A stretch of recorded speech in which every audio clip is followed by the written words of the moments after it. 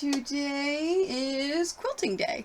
So what I'm doing first is preparing the bobbins for the first quilt that I'm going to be working on. Quilting day, so today was pinning day, as well as quilting day. For pinning day, I spent the afternoon at the family center where I do some teaching as well. That's the trade-off that they get. They give me the space so that I can do all my quilting, and in turn I do teaching there for the cost of materials. So I spent the afternoon there pinning a bunch of quilts, quilt tops, panel quilts, things that I have been working on for the past couple of weeks. And now that I have pinned everything, I'm going to quilt it. So I apologize in advance. I have a little disclaimer on the bottom. I may not be able to read, chat, or thank followers as fast as I sometimes can do. I know it's not really that fast sometimes, but because today is quilting day, I'm going to be concentrating on the quilting itself. And every now and then, I'll pop up and I'll look and I'll check chat and stuff. But I won't be able to respond as quickly. So if you see me doing something, you have a question, I will get to it. It just may not be right away. And I have one more that I want to bind. So first up, the first quilt that I'm going to work on today is going to be the GameCube quilt. Because that one is a commission. I want to make sure that I get it finished first. So if I run out of time today, I don't have to worry about that one. So, and the color that I chose for it, after speaking to Vinny for a bit, we decided on silver for the actual quilting. So that's why I'm just winding some silver bobbins. Here we are, and these can go here, and yeah, I'm going to stick them on top of the pins, just so I have them. And then this one's going to go in my bobbin.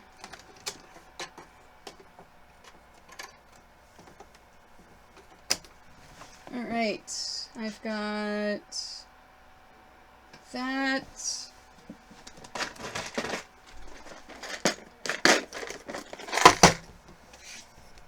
Because I'm reusing these small things of thread, I want to make sure that I have a smaller connector.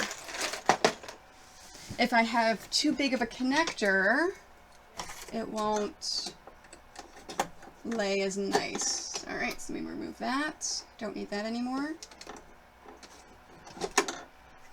Now this thread right here is almost done, so I'm basically just going to use it for securing the outsides of my quilts, and maybe some basic quilting. Alright, now first step is deciding on the foot that I'm going to be using. So in this case, I like, of course I didn't pull it out ahead of time, so I have to go searching. Oh, don't tell me I put it in the drawer and then I've got to move the camera.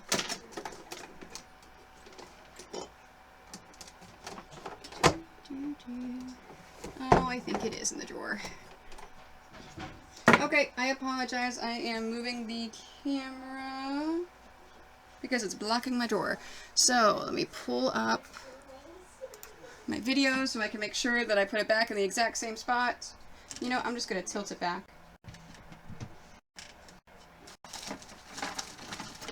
And there it is. Great. Alright. So, step one, choosing the right foot. So this is a C foot. It is just an open-ended foot. There is a walking foot with quilting that allows you to quilt and do designs onto the sandwich of the quilt, the front, the center, and the backing. And what the walking foot does is it allows you to bounce over and actually sew within that big one. And that's really good for straight stitches. I'm not doing straight line stitches. I'm going to meander. I'm going to go all over the place. So I need a foot that will allow me to move all sorts of places and see what I'm doing. So the C foot has an opening right here, exactly where my needle goes, and I can see what's going on. So let me get my screwdriver. And you know what? I'm going to pop this in here just so I don't lose it.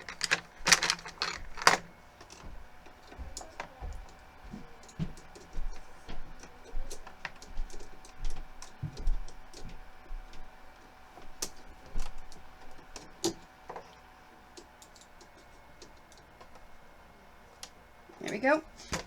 So I've got my foot on. Next thing I want to do is lower my feed dogs because I'm not doing straight line stitches. I'm moving all around. So I'm going to lower the feed dogs. And then I have, the nice thing about this machine is it remembers some of the settings that I put in there. So I'm going to put it on the setting. You guys are really loud. Sorry about that. Oops, there we go. Sorry, just switching it. So I'm going to move it all around, so I drop the feed dogs, and then I have a setting on here that I've already saved that I use for quilting. The reason is my stitch width is a little different because I'm actually the quilting. My tension is different. When you're piecing, applique, and quilting, it's all different tensions. So therefore this one allows me to actually look at different tensions and, you know, and figure those out. So I've got the preset with my tension in here. So let me grab the GameCube quilt first, since that's the first one I'm doing. Now, let's see if I can do this without knocking over the computer or anything else, especially that camera right there, because this is a big quilt.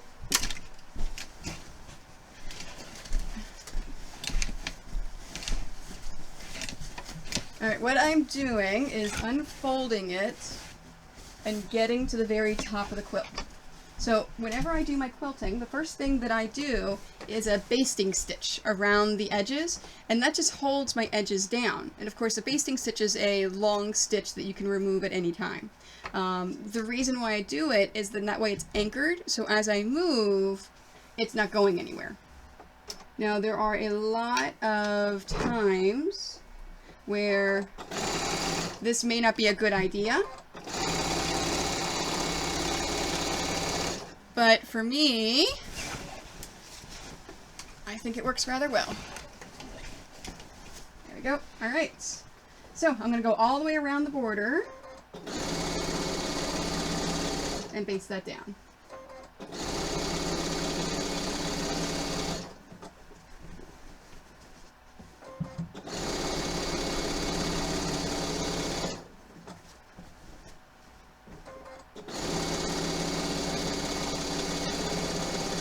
Now my thread up here is low, so I am going to keep an eye on it.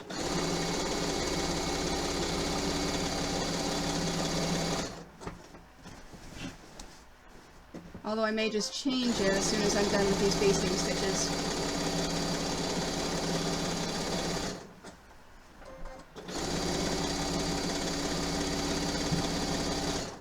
Now, it doesn't matter if this is straight or not, because if I decide to take the basting stitch out, if it bunches up near it, it's not going to be there.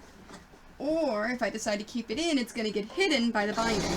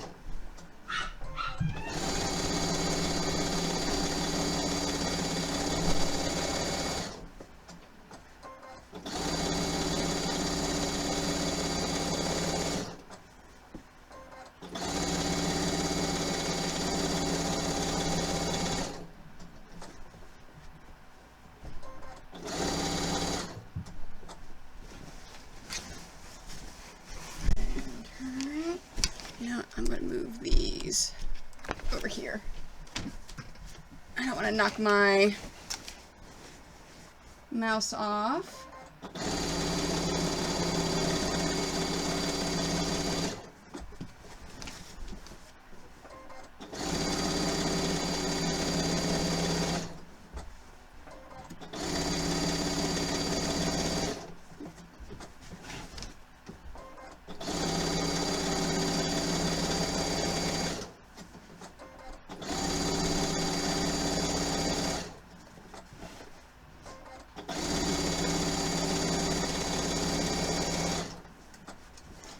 Now the only problem is this little thread comes loose sometimes, so I've got to keep an eye on it to make sure it stays where it's supposed to.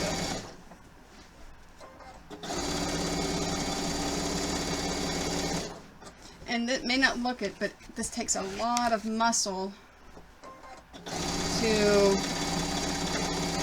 push this through and put all of that there, because there is no feed dogs. So it going through the machine right now is completely me pushing and pulling it through the machine.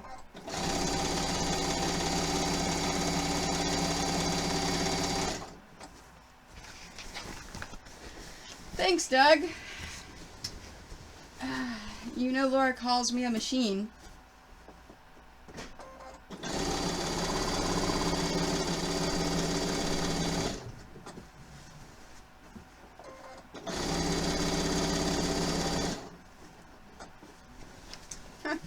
This spool may run out just as I am finishing the basting.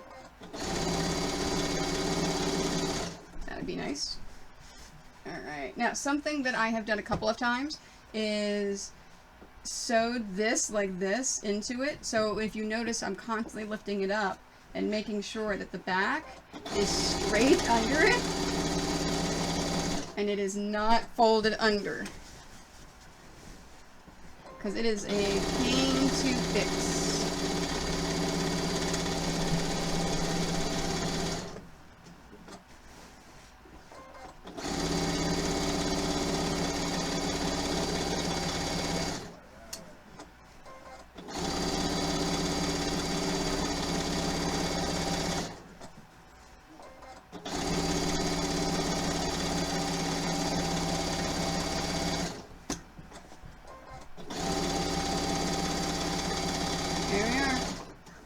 Now, let's change the thread. Oh, you can always kill time at work by watching me if you want, Doug. Alright, new spool. Now, if you notice, whenever I quilt, I go in the same exact order for every single quilt I do.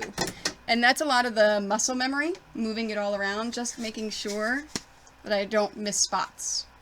So I do it in the same order. So I go along the top, come down, go back around the top, and then I kind of go into the middle and down and around, and then down the bottom, come up, and then fill in all the area. So this is the top left corner that I'm starting in. And whenever you do quilting, always make sure your shoulders are up, sitting at a 90-degree angle, because when you're moving it around, you don't want to be hunched over, because I'm going to be doing this for a long time, and if I'm hunched over, it's going to put damage onto my back. So I have to make sure that I'm constantly correcting myself and sitting up. These, Doug, are, hey Amber, these are special quilting gloves. So what they do is they grasp the fabric, and then I can move, see how this is moving around and my hand is not moving? Well, my hand is not moving on the fabric, but it's moving the fabric around. So it has special grip on there that it can grab and hold the fabric, and then I can place the stitches and the threads exactly where I want them to be. So it gives me some good space. Alright, so once I start quilting, I'm not going to be able to watch the chat a lot. I may pop up and take a break and answer some questions and things. So if you have questions, pop them in, let me know, and I'll answer them when I get a chance. And then after each quilt that I do, I'll take a break and kind of chat a little bit and while I take the pins out. So, because that's what I normally do. Alright. Whoa! there goes the camera. Dang it! I knew I was gonna do that. Sorry, guys.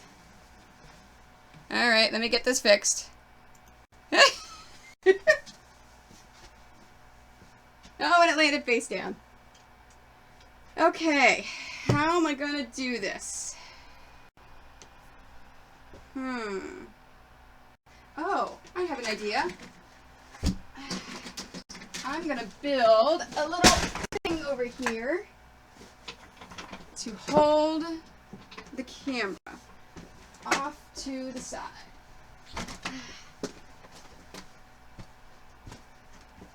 See, and I knew that was gonna happen too. There we go. All right.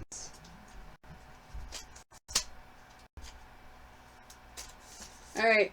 I apologize for the vertigo. Try to ignore it.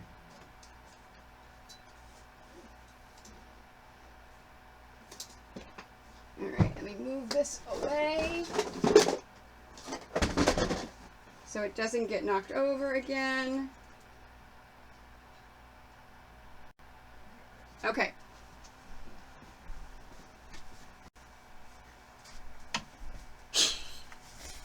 I like the oh no, ouch. Alright, so yeah, let me pop it down just a touch. I have now got it away completely from the table. Fantastic. So I actually had it sitting on the very edge of my table over here. And then that way, you know, it was close and you can see. Yeah, that didn't quite work out. So, alright, you can see me, you can see what I'm doing. That's all that matters. So, let me move this away. Oh yeah, one of my favorite t-shirts. I love it. Okay, so now, back to quilting.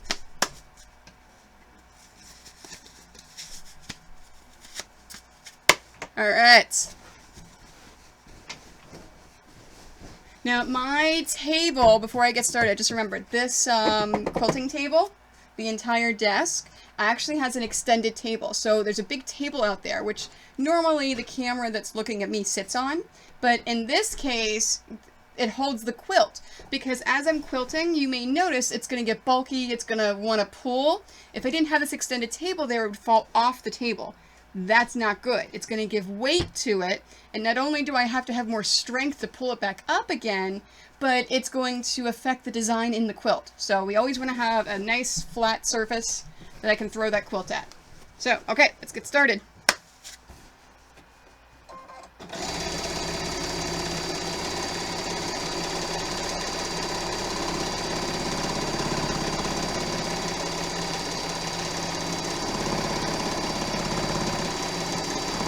So this is called meandering. All meandering means is I am just moving around the quilt with no design in mind, no rhyme or reason. And whenever I do this, my stuff always seems to end up looking like puzzle pieces. Now, there are different ways that you can meander. You can do harsh lines. You can do smooth lines. You can do circles. Some people do hearts or curlicues. Some people do pluses, whatever they do. All meandering means is that you don't have a set pattern in mind ahead of time.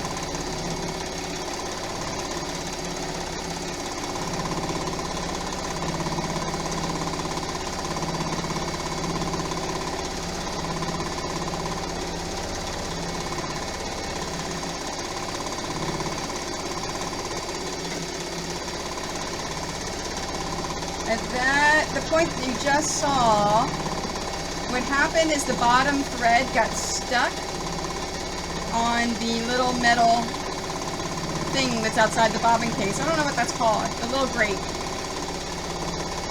So, I just pulled it and kept going. And made sure it was secured.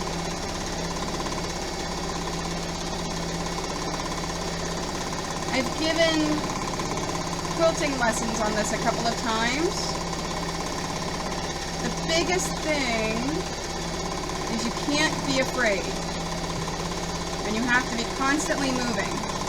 You notice how I'm moving the fabric? And it's the exact equal same pace. I'm not speeding up. I'm not slowing down. And when I have to stop and turn my fabric, I stop the pedal.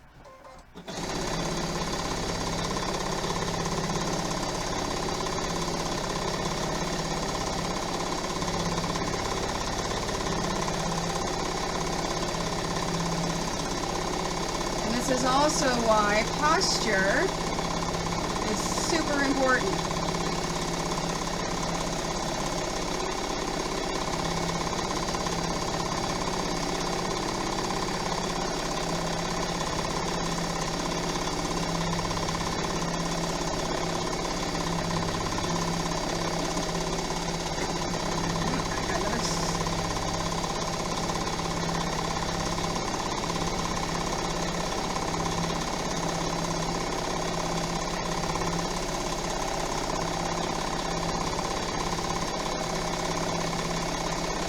Oh, you know what I just realized?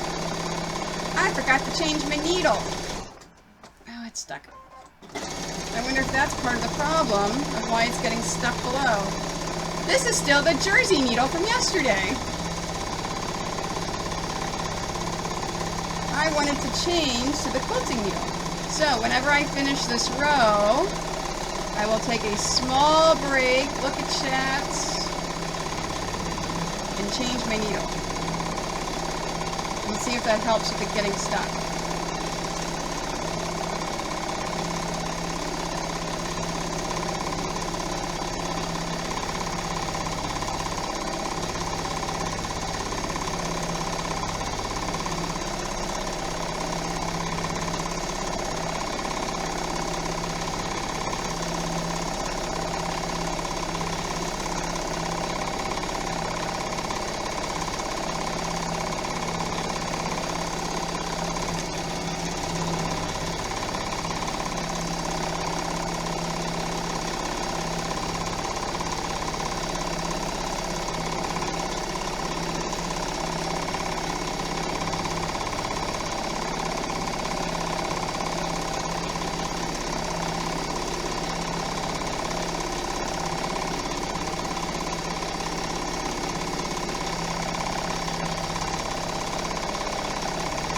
Taken me a few years to get down the pattern that I like to do on my quilts.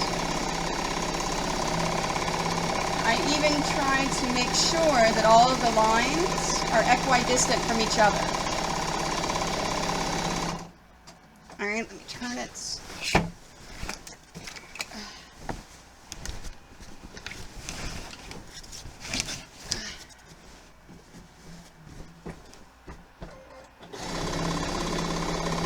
You always want to go the path of least resistance.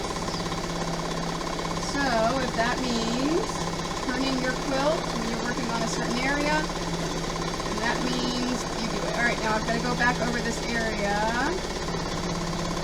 There we go. Because it got stuck again.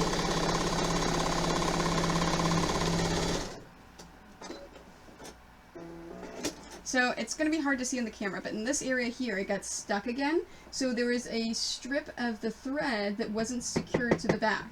So what I did is I went back through, oh, and it actually broke. Oh, nope, that's just a piece of thread that came through. So what I did is I went back through and I anchored it in. All right, let's change the needle.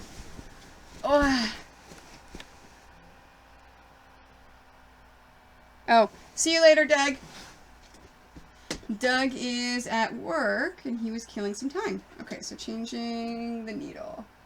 So this one was the jersey needle.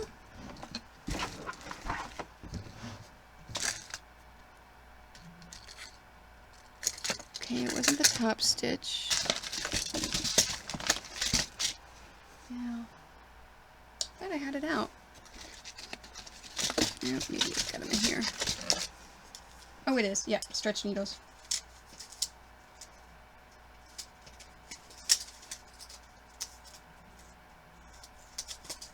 Alright, embroidery, embroidery, stretch jersey ball, jersey ball. I love my needles. Alright, these are universal, universal, universal. Oh, these must be all be the universals.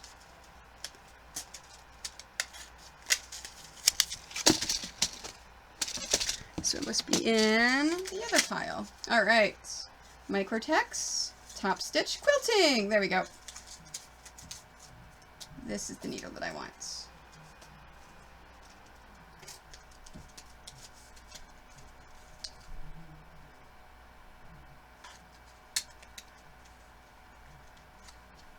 Ooh, do I want a 75 or a 90? Yeah, let's go 75.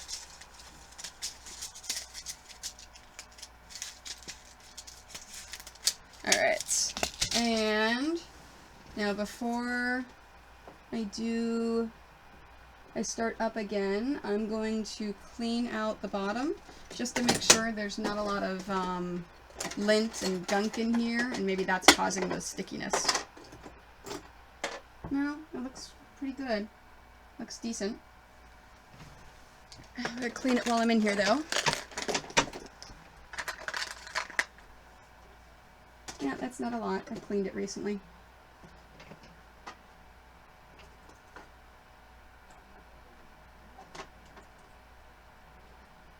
Hopefully it was the needle. Alright. Let's put the bobbin case back in.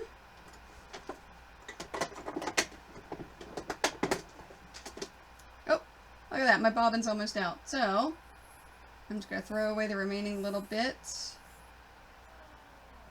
That was good timing. That was fantastic timing.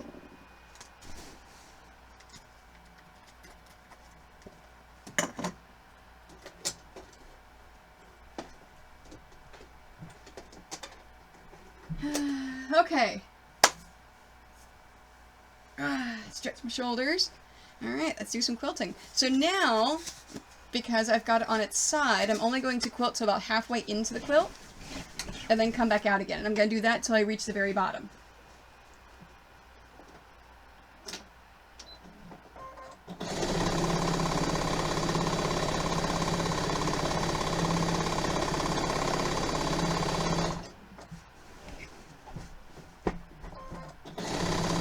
Yeah, you can hear the difference the needle makes just in the way the machine sounds.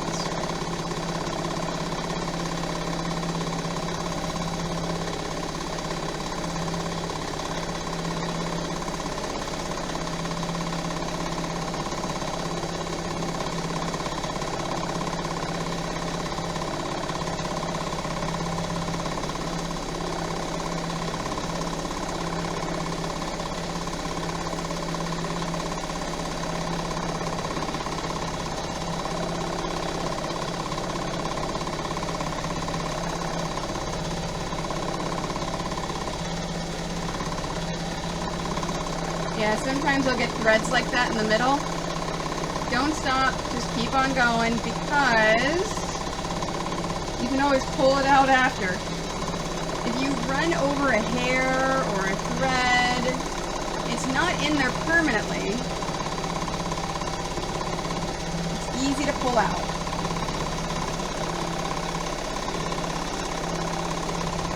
Like if you see me standing at my booth at a show, you'll see me constantly picking at the quilts that hang behind me Yeah, that looks good. I'm just checking the tension with this new needle. Okay, looks good. I will constantly be picking at the quilts behind me because they'll have all those little threads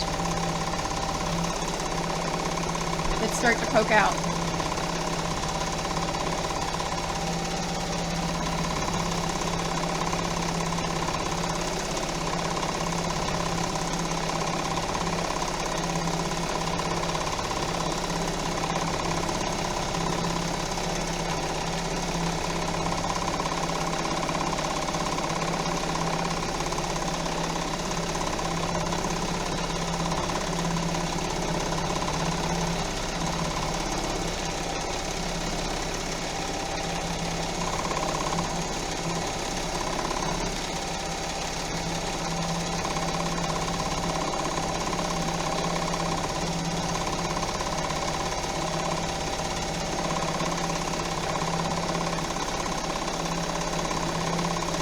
I think it was a needle because it hasn't gotten caught once.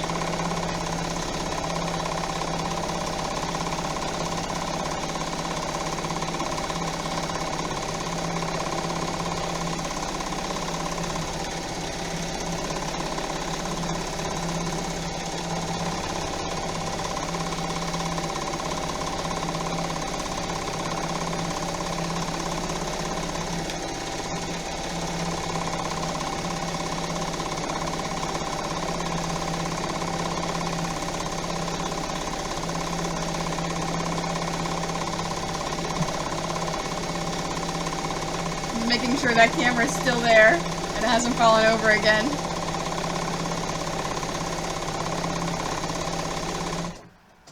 Oh, let's make sure. Okay. I don't want to get caught with the back under there.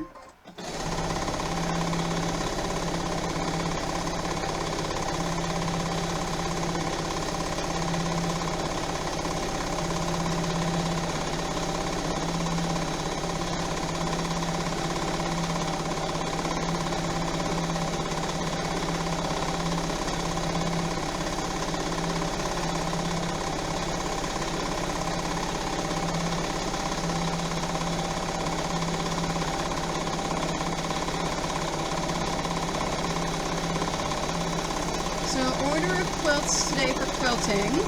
I've got this one, and then I have 3 panel quilts, and then I have the link quilt.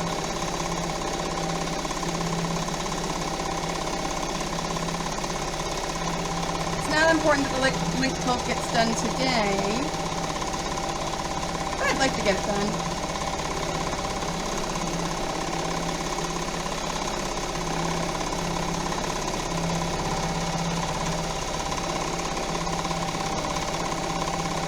Because that one is for Nicole as a gift. Well, semi-gift. It's to thank her for everything she does for me for patterns. And whenever I ask her to do patterns for commissions, it's basically a trade. So instead of paying her to make your patterns... Nope, I spoke too soon, it got caught. I will take it off the cost of that quilt. So, kind of almost a trade.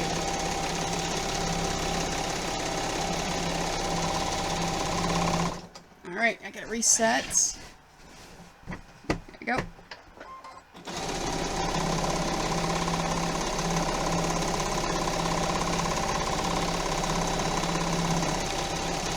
Oops.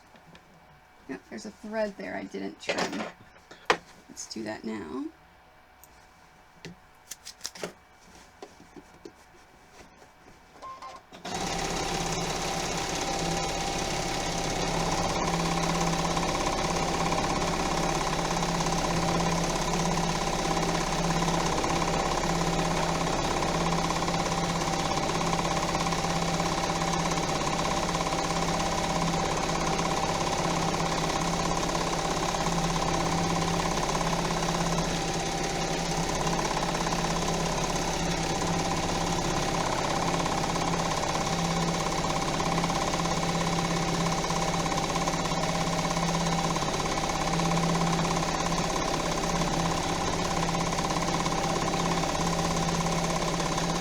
as I'm quilting, I'm watching my top thread just to make sure it is still good.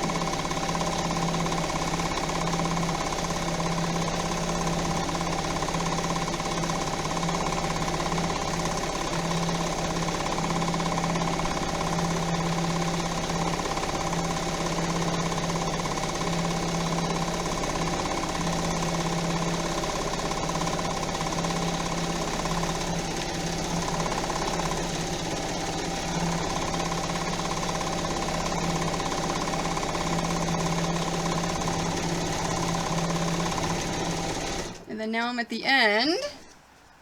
Nope, I'm good on bobbin thread. That's all I was checking. Now, I'm near the bottom, but I'm not close enough to where I just want to do the bottom, so I'm going to do one more pass through the middle and out.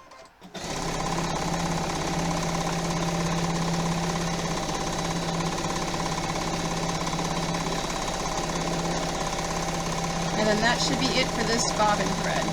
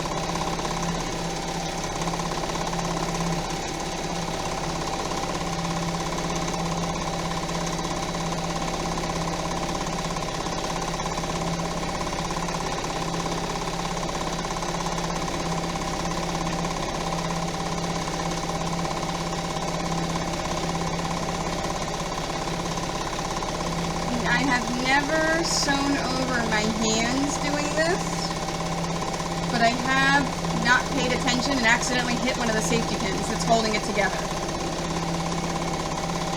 So whenever I say that I am pinning, that's what I'm doing, is I'm laying the back, the batting, and the top out, and then pinning it together. Oh, look at that. Bobbin thread's almost done. Alright, stretch.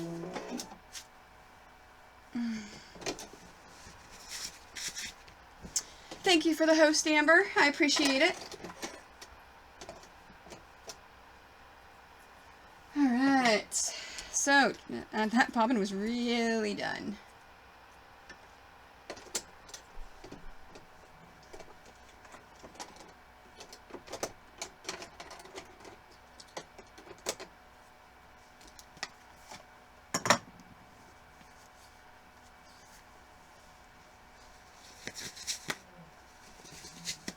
Alright, now I've got the top and the right side done. I'm going to shift it so I can work on the bottom. Now I'm going to start at the exact point that I finished, so if you're actually looking through the quilt you can't quite see where the start and stops are. Because that's all going to get covered by the binding.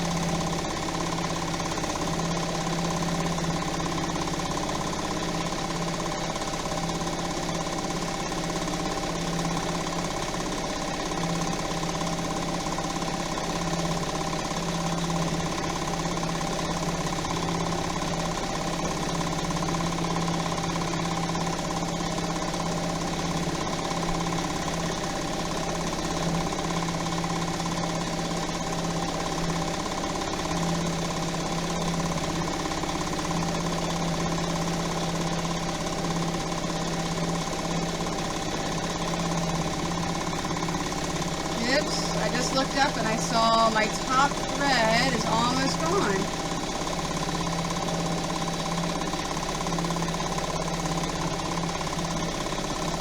So I'm going to keep an eye on it, and I'm going to use as much of it as I can before it runs out.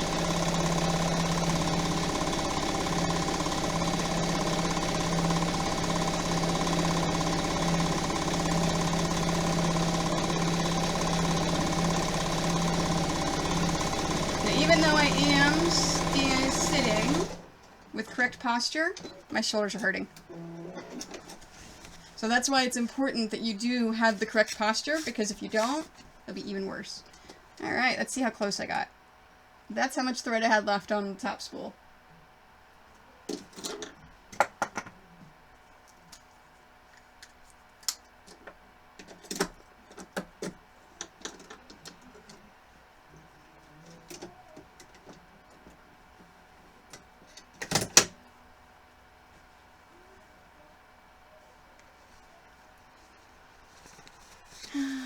Alright. You know what? That's close enough to the edge. I'm going to flip it. So now I'm going to go down the right hand, or the left hand side of the quilt. My right hand side right now.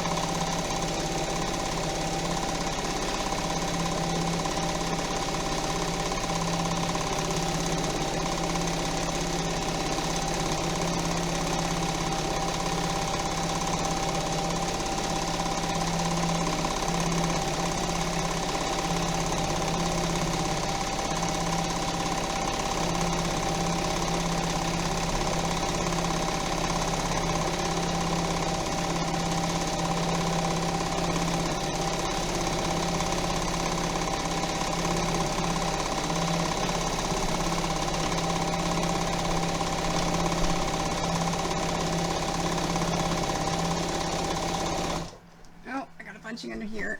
There we go.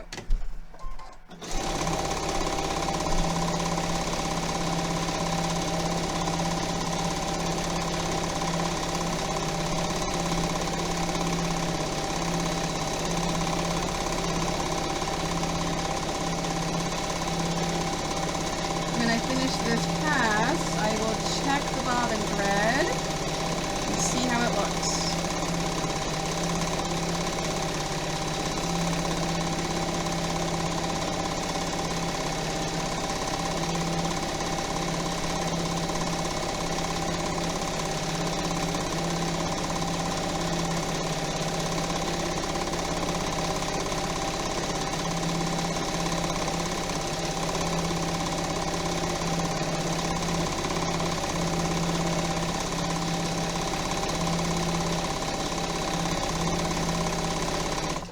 I said I was going to check the bobbin thread, didn't I? And then I kept on going.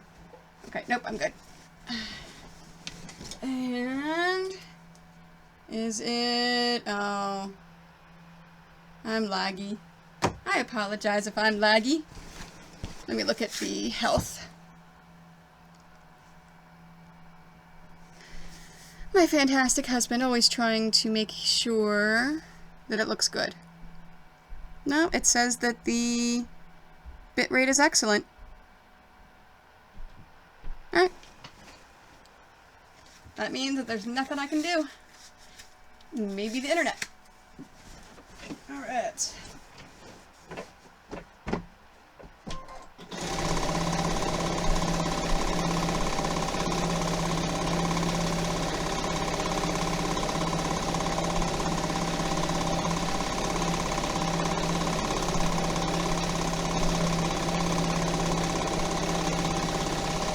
Yeah, exactly, Amber, as long as it doesn't crash. So, I don't know if you've noticed, but as I'm quilting it, I did the lettering differently. Did you hear what I just said? Yeah, we'll look at it another time. Okay. Maybe we'll just do some test stream. That's fine, as long as it doesn't crash, and as long as it doesn't, you know, super stop. Amber doesn't mind, she says. What frame per second does OBS say at the bottom? It's at 2000. The bit rate, right? No, frame per FPS. How do I find... OBS says at the bottom. Oh, OBS. It is Iron Bands, Graham. Let me go to OBS. And it says along the bottom, frames per second. That was the FPS, right at the bottom. No, it doesn't. Oh, I've got the encoding overloaded again. Nope, no, it's gone. It's coming back, 30 FPS. So, nope, it's good. So, let me minimize that so I can see it. Yes, Amber says hi.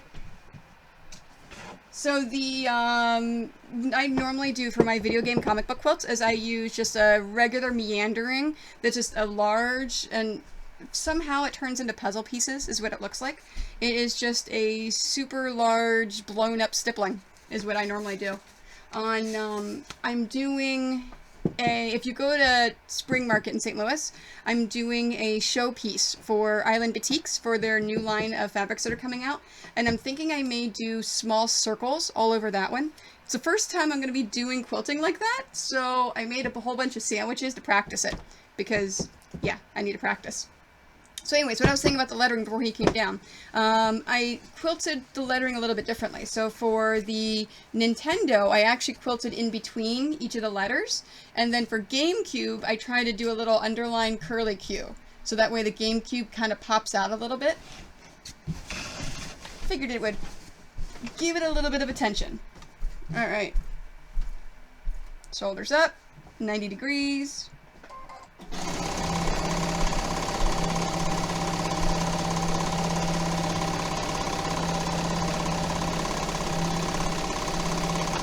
And the GameCube is a double-sized quilt. So it's not a large quilt, but it's still bigger than the lap quilts that I normally do for shows. So it's not, as you'll see with the panel quilts, I'm going to zip through those. Those are nice and fast.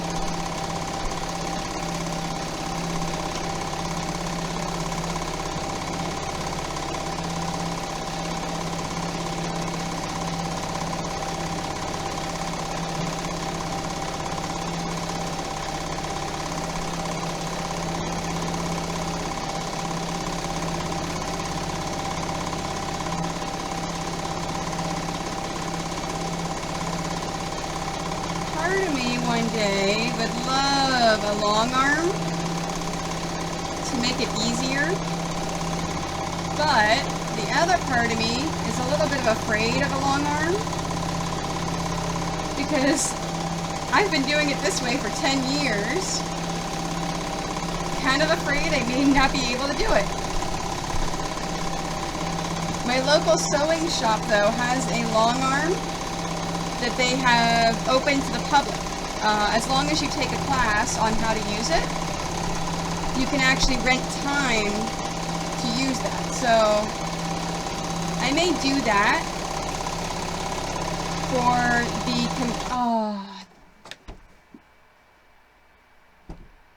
I ran out of bobbin thread. I forgot to check it again, and I ran out of bobbin thread. God, I hate that. Alright, so this is what happens, this is what you do when you run out of bobbin thread in the middle of the quilt.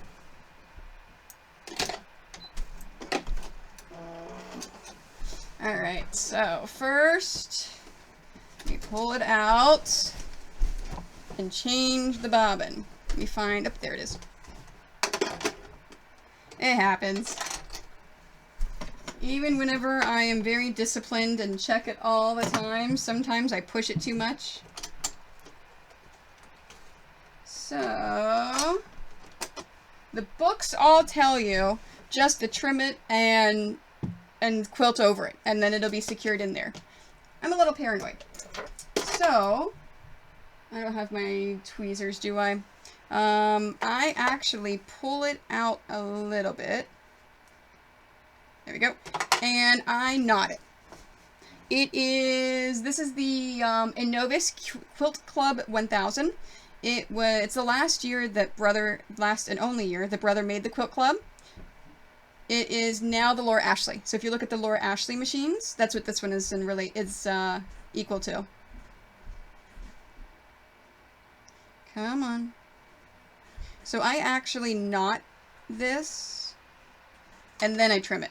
And that way I know that these pieces are not going anywhere until I can quilt over it again. There we go. Alright, any other questions? Okay, no. Good. I'm just making sure before I start the machine up again. Alright, gloves. I love these gloves so much. I actually bought 3 pairs when I found them. This is my second pair that I'm on. Alright, oh, look at that. I am glad I checked because that's folded over. I do that a lot. There we go, okay. So yeah, as I was saying, my local sewing store has got a long arm that you can take a class and then rent time on it. So A, you don't have to put the big cost of a long arm, and B, you don't have to have the room in your house for it. Because I don't have room in my house. I have a small house. So now as I'm sewing, okay, it's right there. I need to find my end because I need to go back over and reinforce it.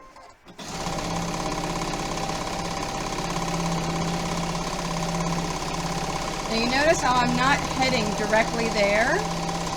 I'm still keeping my pattern. And then I'm going to move slow. There we go. Nice and reinforced. So that baby is not going anywhere. So I'm thinking in my commission list, the one at the top that's for the Link and Zelda quilt for Laura, she is one of my best friends that has commissioned that, which is why it's at the top and you don't see any work being done on it, because I can keep pushing it down to the bottom.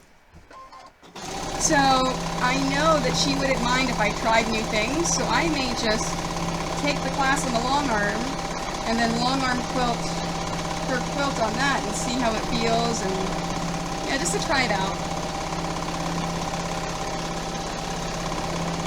Although I do get good arm muscles from this.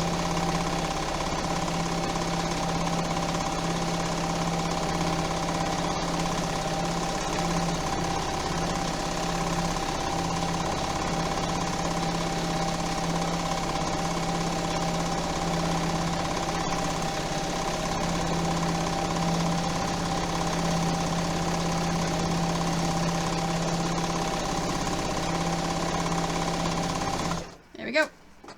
All done. Alright, now I'm going to remove my extended table just so I have some room and grab the pins. They fell down here when that camera fell over. I apologize for jumping in front of the camera. And now I'm gonna stretch,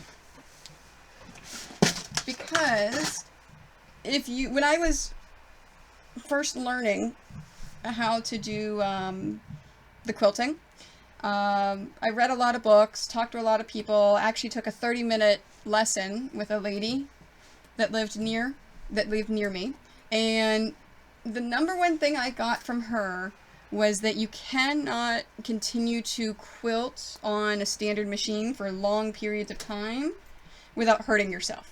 Because it's lots of muscle movement that you're doing when you're kind of putting it in there. So she told me what she normally does is she puts on, at that point, 10 years ago, she put on a CD, and when the CD ran out, she stopped for 2 hours.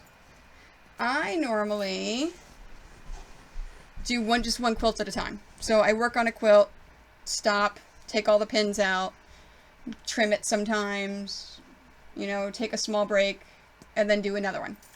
And this forces me, because the pins have got to come out anyways, but this forces me to take breaks.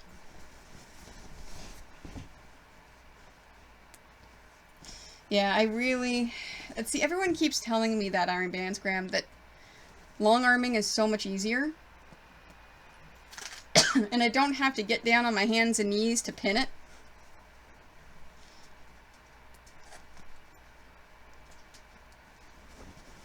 I'm afraid, though, that once I use the long arm, that I may like it too much. And I may have to buy a super expensive one. Or go to the sewing store all the time to borrow theirs.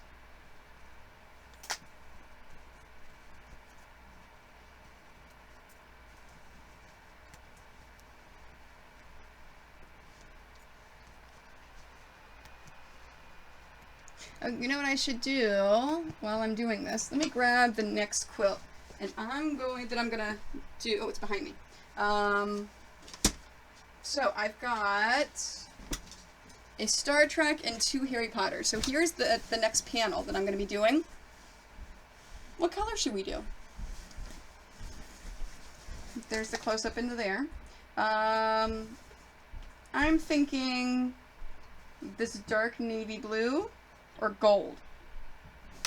What colors do you think I should do for that one? And then we can talk about it. I'll look at it, and then when I'm done pulling out all the pins, and no basting, no pinning, no worrying about puckers. Oh, see? I know.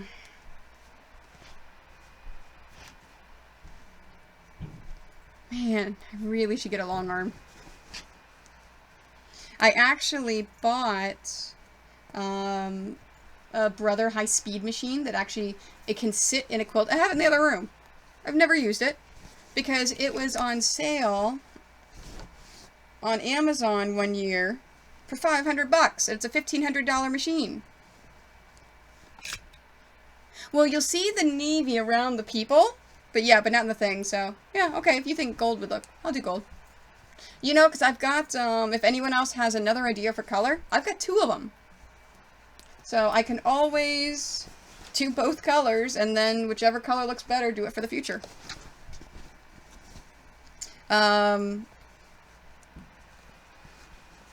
And I lost my train of thought.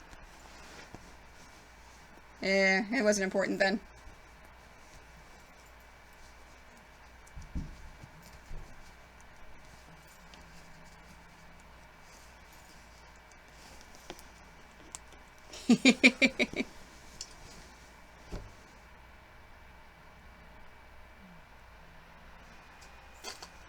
Okay, so I'll do gold. Yeah, you know what? I think the boat is. Let's see. It's the movie poster. The Sorcerer's Stone movie poster.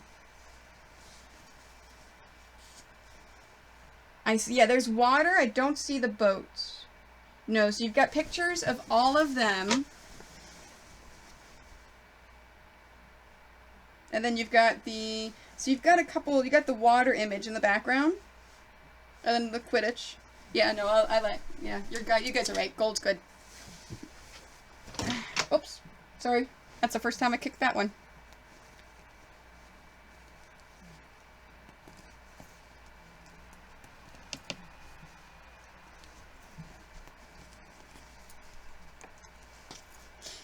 I may or may not.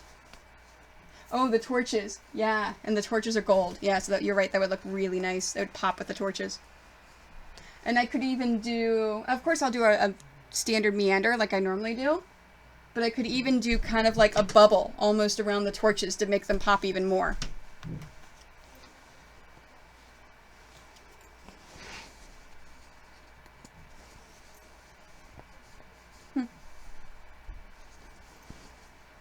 So I may go longer than I was planning on tonight.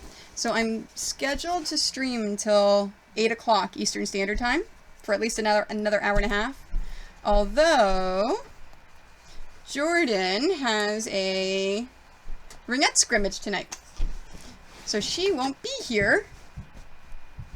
So I don't have to stop to spend time with my family because they're going to be busy. Yeah, an echo. That's what I was thinking. Like an echo around it.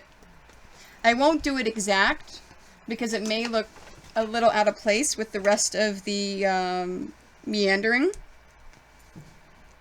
But almost kind of what I did a little bit with this GameCube name.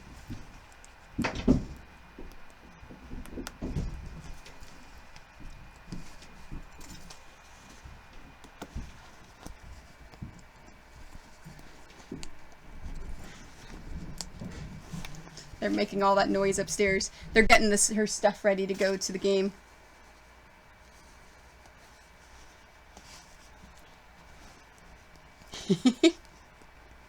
See, and being in Texas, I won't bother you at all.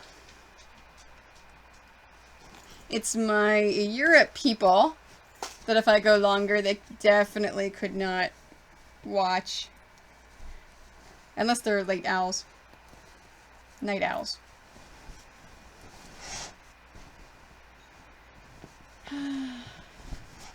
I've tried other basting methods for holding the sandwich together. There's just something about the pins that I just really like. Now the pinning doesn't work too well if I'm doing straight line stitches. It bunches it up a lot. But when I meander, it works really well. No, these panels are ready to buy. Anything that has copyrighted images or trademark images on there, what happens is, so this is actually from Camelot Fabrics, the Harry Potter one, brand spanking new, was just released a month and a half ago with a new line that they have. And what happened is that Camelot Fabrics went to Harry Potter and said, we want to have a line of fabrics and we want to do X, Y, and Z. The Harry Potter people say, sure, this is how much you're going to pay us for the royalties. And what happens is they then approve the fabrics, everything goes, they pay Harry Potter, they have the rights to it. They then print all of the fabric and then sell it to the public. And according to first sale doctrine, if you purchase it from the manufacturers, which I do, that copyright then transfers to you. And you can do whatever you want with it and sell it. So the copyright transfers one time, which is why it's called first sale. And if oh, there's a pin. If I were to make it and sell it, someone buys it for me, they are not legally allowed to turn around and resell it. So that's why you'll never see any of my quilts for sale and for the panels in any stores, anything like that, because that's illegal. So, but I can sell it to the general public. So, yep. They're licensed fabrics. So they so Harry Potter has been paid for that, and the Star Trek one I'm doing, they have been paid for, so they have, the copyright holders have been paid, so they are trademarked and they got the licenses. Giveaway. I actually just did it about 4 o'clock today. It's going well as far as I can tell. I don't know, 2 people commented before I started my stream. So I haven't looked at it. So thanks for asking though. And what Amber's referring to is I was doing a thing where if I reached 2,000 likes on my Facebook page, I was going to give away my entire line of patterns I have right now. I didn't make it, but I got pretty close. So, instead of giving away the entire line, I'm just going to give away one pattern for the person's choice. Oh, fantastic. Yay! Alright, so I've got that. Alright, now let's pick some colors. The nice thing about this setup now, you can see my fancy arrow thread cabinet. I love this thing. Alright, so whenever you see me in a regular stream turn around and do that, that's what I'm doing, is I'm pulling my things out. Okay, so we've got that one. I've got that one. Oh, this one's nice. Or a lighter one.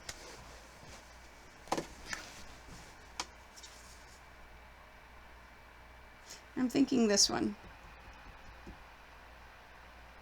Yeah, I think that one will really pop. Well, no, maybe that one. I don't know. Okay, what do you guys think? 1, 2, or 3? So the orangey one, you think? The first one?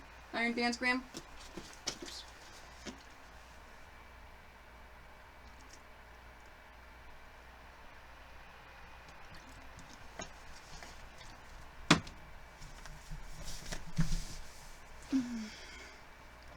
Yeah, you know what? Because that one really does look good with this.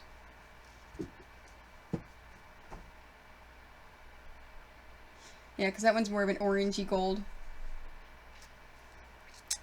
A real orange. Yes.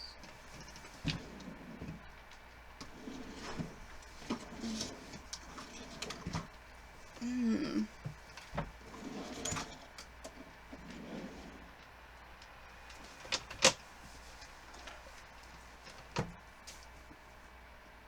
Oh. That made it look nice.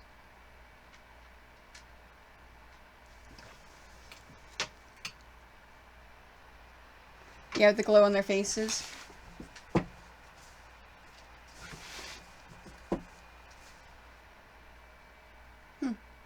Alright, so for the gold, I'm going to do one in that one. So that is 1661.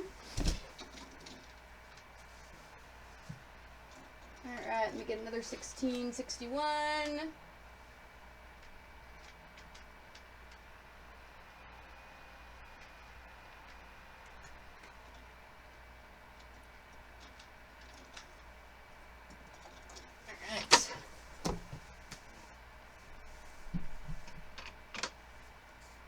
Yeah, it picks up the orange and the flames. Okay, so I'm gonna do one in the gold and one in the orange. Because I've got 2 of them. And see how it looks. And we can decide which one we like better to use for the future.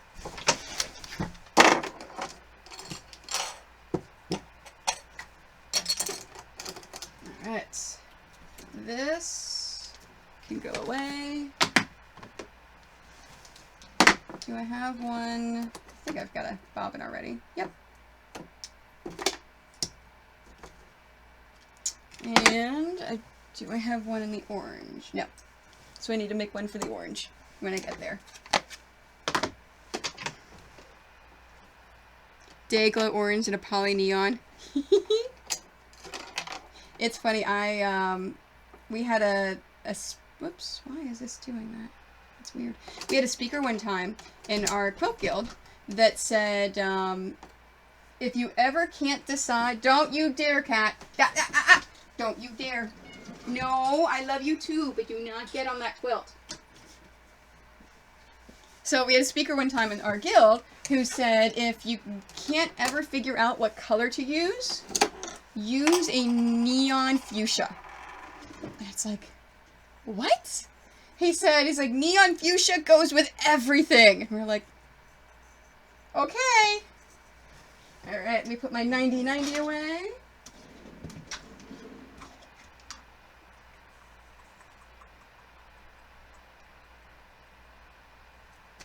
Oh, there it is. 90 right there.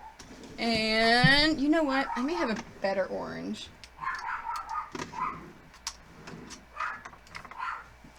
I've got the Alex Anderson threads that are the masterpiece ones. I got a bunch of new colors. So, yeah, I don't know. That Alex Anderson's much nicer. I'm going to use that one. For the orange. Okay. So, gold first.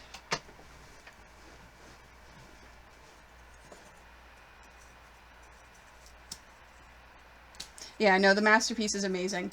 I love it. I've got, Gutermann came out with another line, especially for quilters, for machine quilting. They're sending me a couple samples they want me to take a look at and use and see if I like it better. So, I think they're being sent to my Maryland address, though, so I'm not going to be able to see them until May. Plus, Alex Anderson's an amazing person. She's super nice. Okay, so basting stitch around the edge.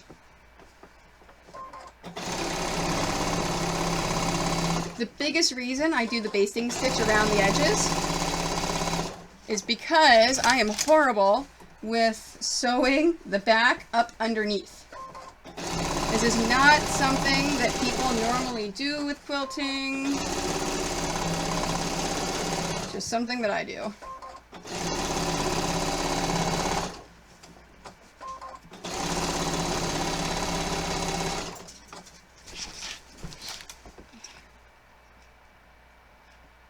Oh yeah, the new micro quilter thread. I saw that because I get their newsletter. It looked really cool. I think I may go take a look and check it out at Spring Market. I may go touch it and play with it. I wonder if they're going to do a Schoolhouse series on it.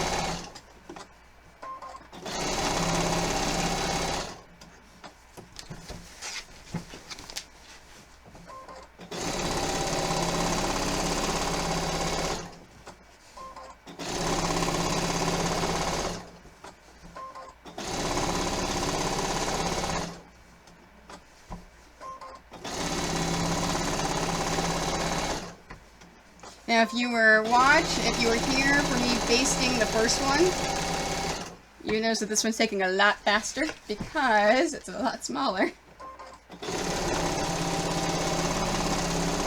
And I don't have to use as many muscles to pull it through.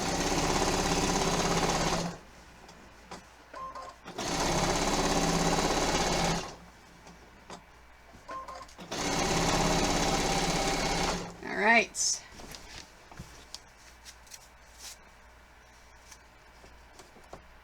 Alright, so when I get to the moon, I'm just thinking about when I get to certain areas. Oh, as I'm quilting, you may notice whenever I get to the faces, something I have learned. I never quilt over the actual face. Harry Potter himself I'm gonna break the rule. Whenever you're quilting, you never want to quilt an area bigger than your hand. Your fist should touch quilting at all points. This is the only exception I ever do to that, and there's an Avengers panel that I do the same thing for, because I learned the hard way. If I quilt, now I'll quilt through his hair here and I'll go around the scar, but if I quilt through his face, it may look like he has a mustache, he's got a weird mark on his face, oh yeah, no, I learned the hard way that it does not look good when you quilt through the faces, when you kind of ignore faces. Oh, I want to go this way, that's right. Alright.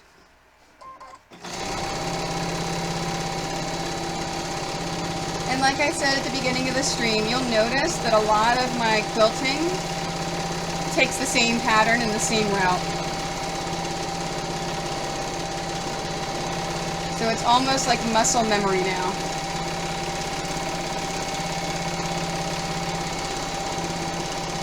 The only ones I do different of, and it's bunched in here, the only ones I do different of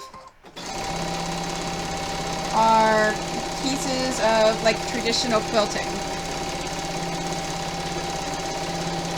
Then I may do something different with them.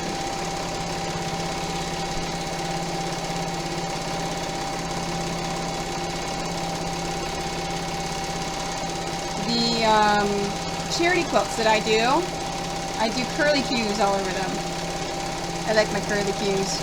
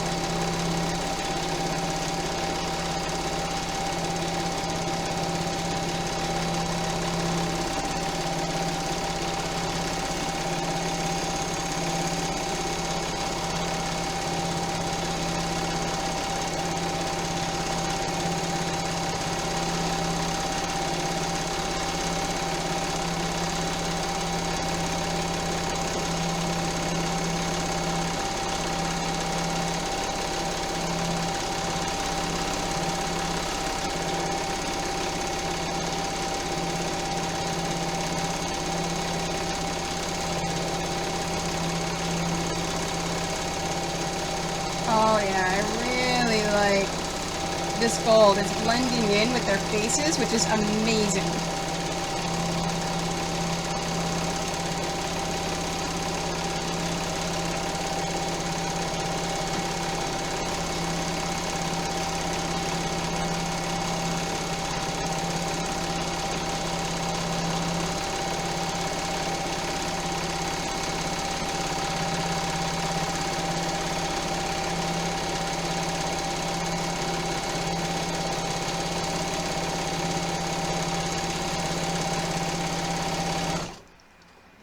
Alright, so, basting spray. No, I do not use basting spray at all.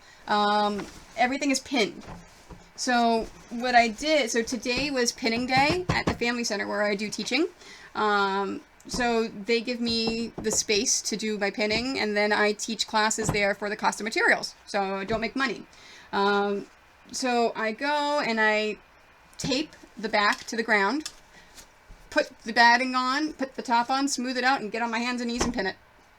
So that's what Iron Bands Graham and I were having a conversation earlier about long arms, because, yeah, my legs and my back kill me right now from pinning all day. Let's check the bobbin while I'm stopped. Okay, I'm good.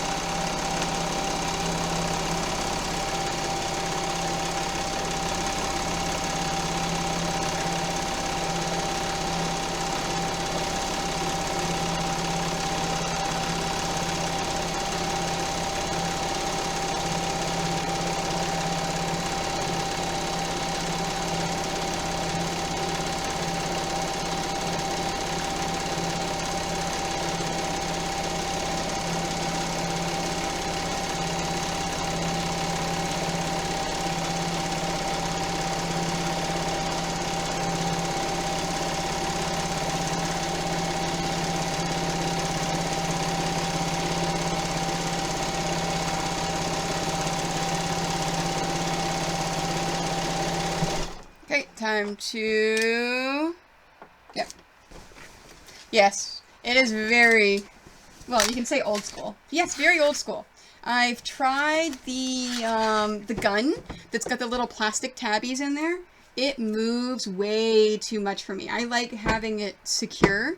I tried basting spray one time, and the basting spray... I don't know. I didn't like the way it felt, kind of, because it was, you know, spraying. And I like to keep costs low. And if I'm using a basting spray, then it's a consumable that I have to buy more of. With the pins, the only thing I have to buy more of is the tape. And Scotch tape is easy.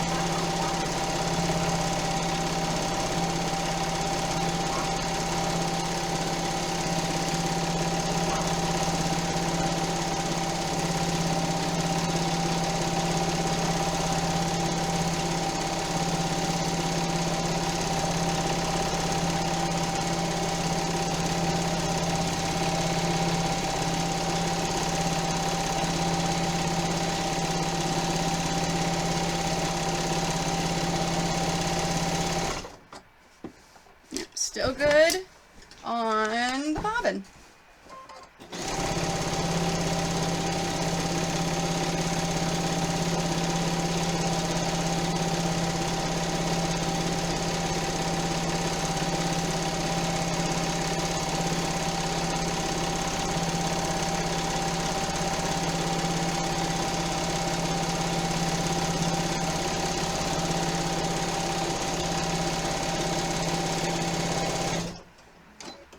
Go. Look at that. So now I know I only need to make one bobbin with the orange. And then I'm not going to remove the table this time because the quilt's not as big. I don't have to worry about it. Alright. My golds were down here. Down here. I'm making my way through my Gutermann stash, so a few of them are falling over. Okay, empty bobbin. I'm gonna wind this while I take the pins out.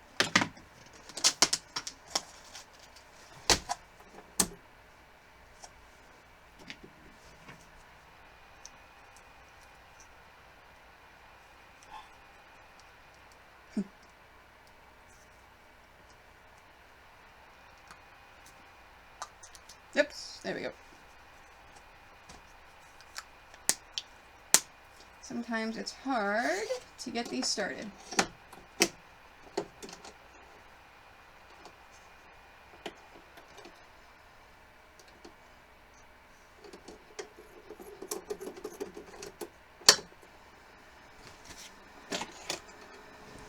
All right.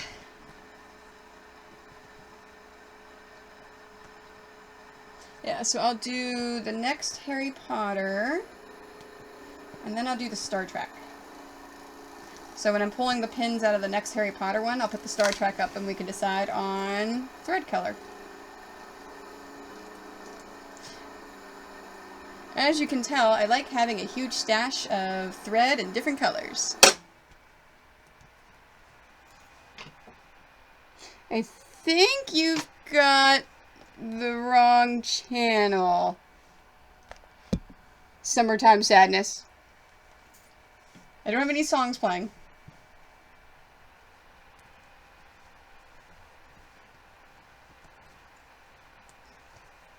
So I think you typed that in the wrong one, in the wrong field.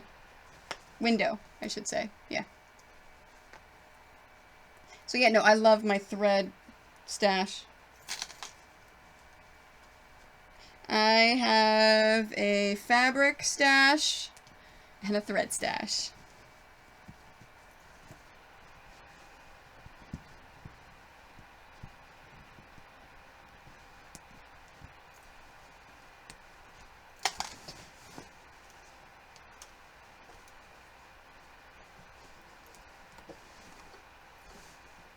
And the next step after you take the pins out is to trim all this. So I'll actually cut it. I'll do that tomorrow during the day. You don't have to watch me do that on camera. And then tomorrow is going to be binding day. I'm going to set it up in 2 parts. No, I'm not worried. I know it doesn't have a lifespan.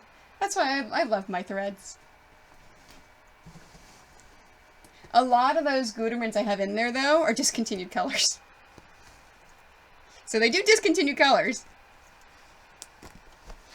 So tomorrow's stream, I'll do the first part. I'll actually make bindings, so I'll have the camera set up by the cutting board and the ironing board, so you can see how I actually make all of my bindings. And then the second part, depending upon time, how long it takes me to make the binding, if I have time to actually bind, I will go offline for a few minutes, reposition all the cameras, and then come back online and do some actual binding.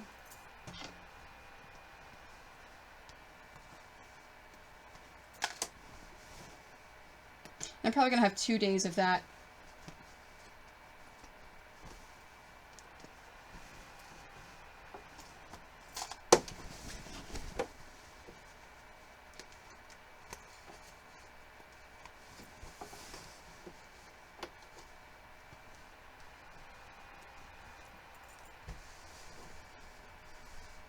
I'm just looking at all the different threads that I have in there, all the different brands.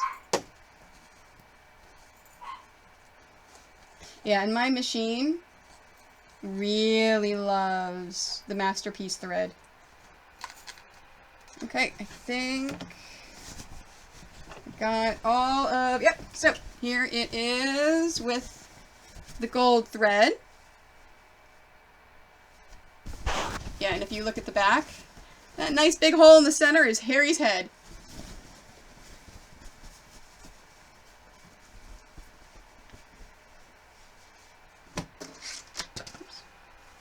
And now for round 2. Alright.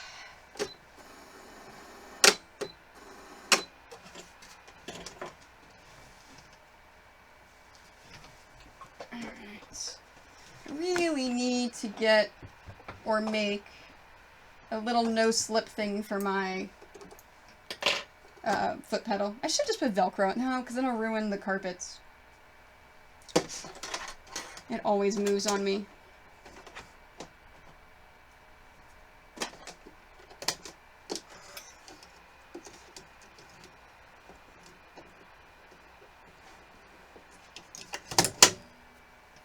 Okay, orange.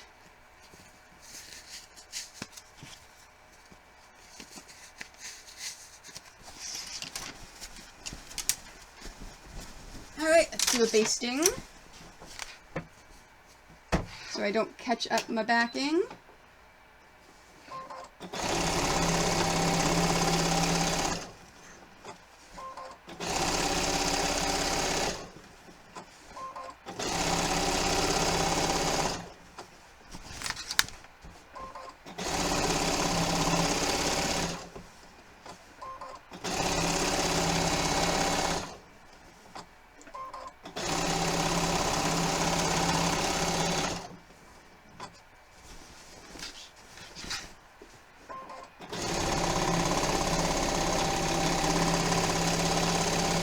Oh, so Friday evening, I'm gonna do a Facebook, or maybe Friday afternoon, I'll do a Facebook Live video of the cape that I made last night with my husband in the T-Rex costume.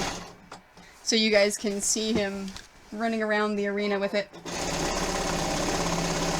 I didn't get a chance to put those videos up today because I was gone all day pinning. I also took the time to lay out all of the t-shirt quilts that I have cut out so I can send it to the lady that commissioned them. And I laid out the Final Fantasy panels with optional fabric choices. So the gentleman that commissioned that can pick which fabric he wants.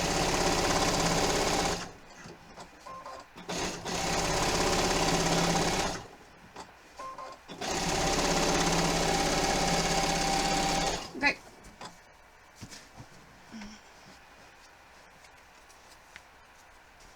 Now, the last time I went around the moon a little bit and I kind of went through the begin. So this time when I go around, I'll try to make it smaller so I don't actually go through a word.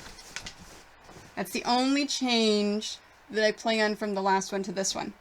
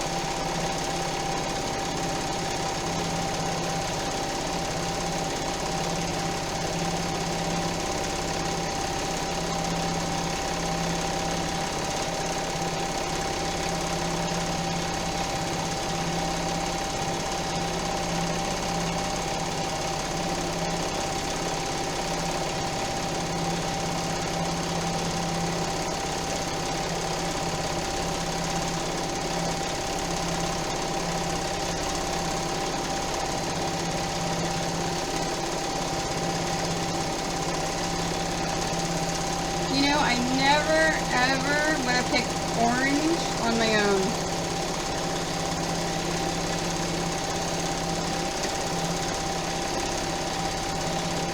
I think the only time I've used orange in quilting is on a My Little Pony quilt I did.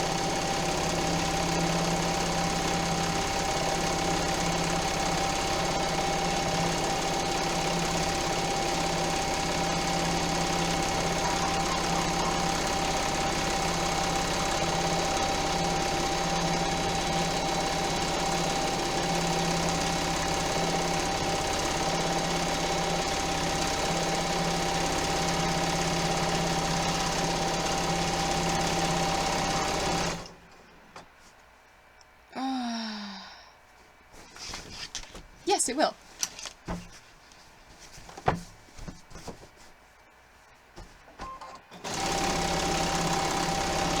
I really wish that I could quilt the double-sided quilt that I'm doing for Island Batiks. But I can't do that tonight because it's a secret project. So I can't do it on camera. When I quilt it, I'm thinking I may record it though, and then I can put it up whenever the fabric itself gets released. So you can see my thought process of how I'm planning out and doing the quilting for it, because I've never done quilting like that before that I'm planning on doing.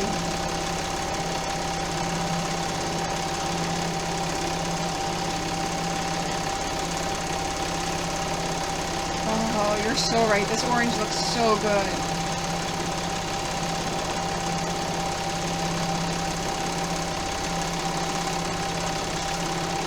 See, and this is why I always try to ask opinions of others.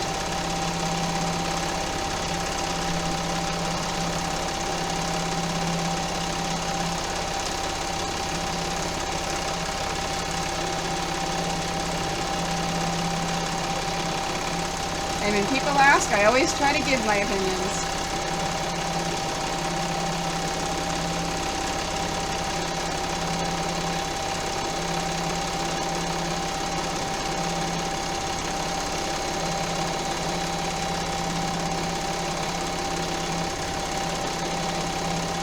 So the small little quilting things I'm doing around the name, this is actual stippling.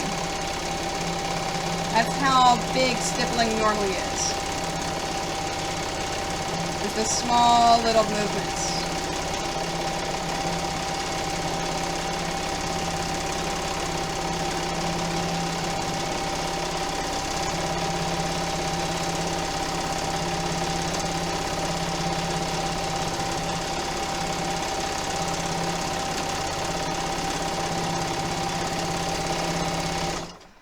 Okay. Bobbin thread's still good. And turn.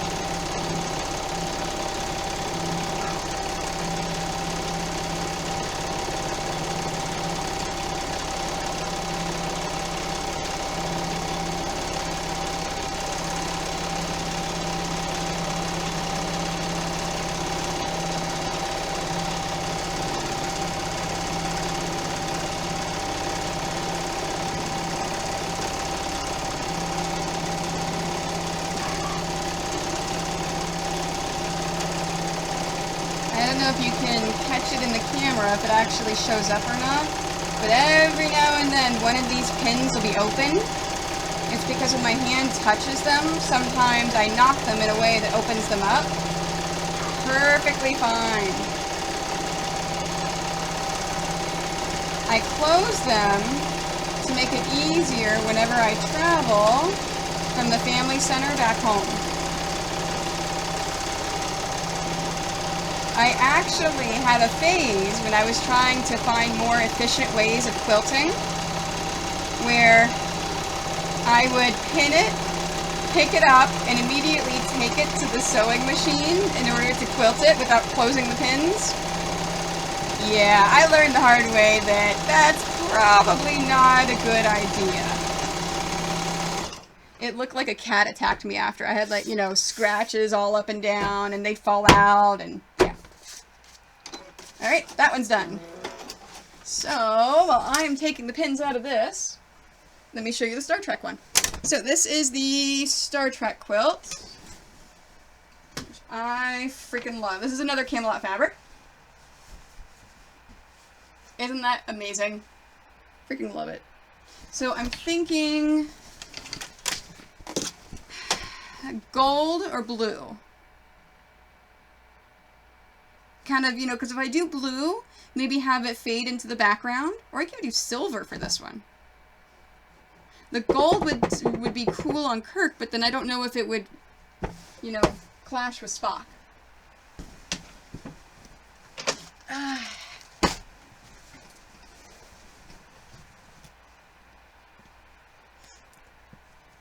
So what do you guys think for the colors?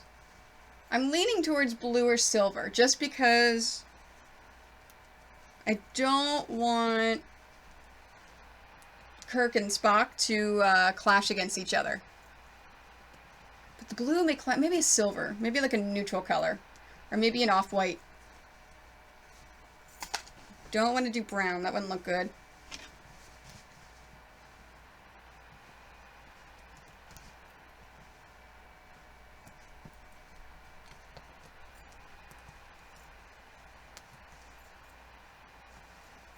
$7.11? I'm not doing bad on time. So I'll get all of these quilted. And then I may just do the link quilt.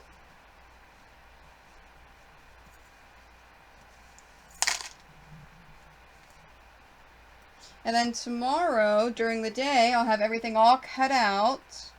So I'm ready to measure and make binding for tomorrow's stream.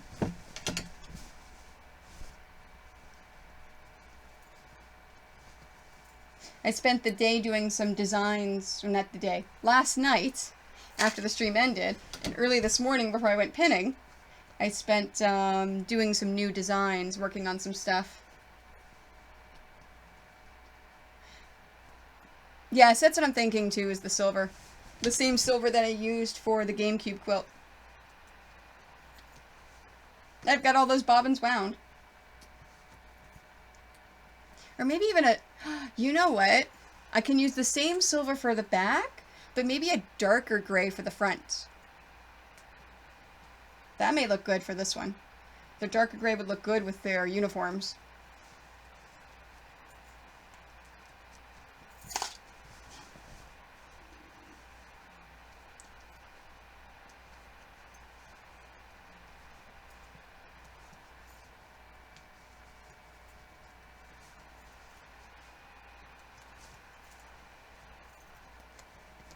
Oops.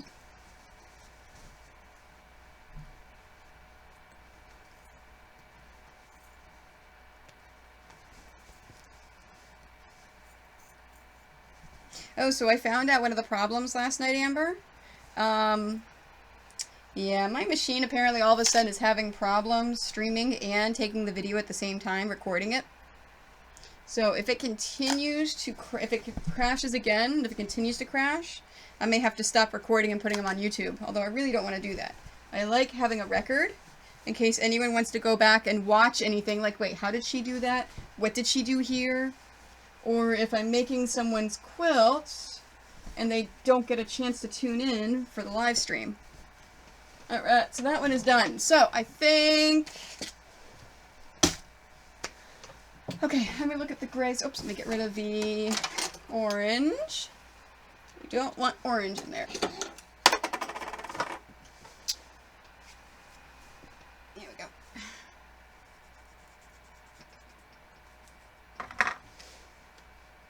And I dropped a pen. Oh no. I still have some good... No, I do have a nice gray. So I've got that one from Alex Anderson.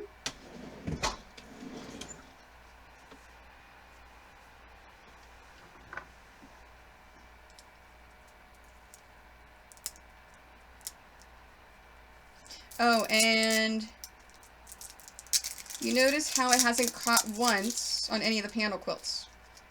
So it was only the GameCube quilt that my machine hated me and wanted to catch along the bottom.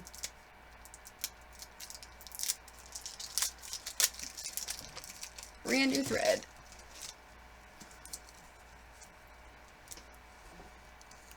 Oh, hi from Turkey, Istanbul. Fantastic. How are you doing today?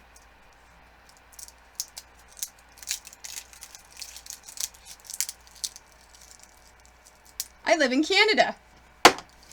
Alright, so I've got that one, and my Gutermans.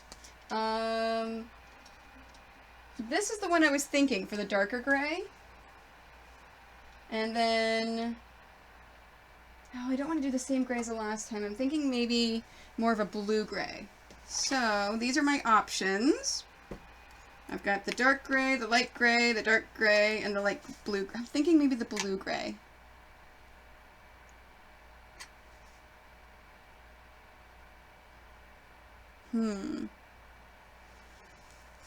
It is... Yeah, no, I definitely know where Turkey, Istanbul is. I have, one of, my hairdresser, actually knows some people in the area.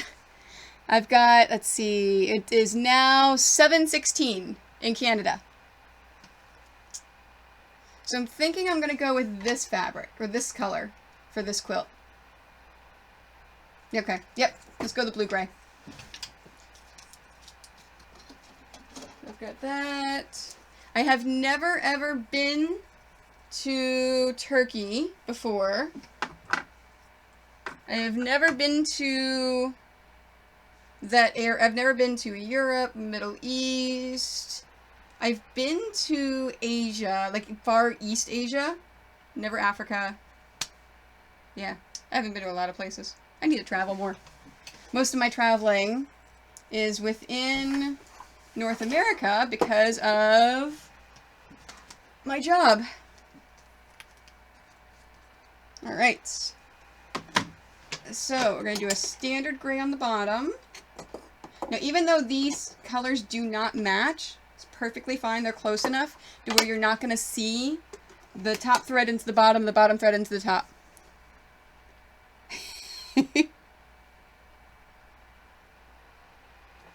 I can try to speak slower. I talk fast for, anyways. Even people who speak English all the time say I talk too fast.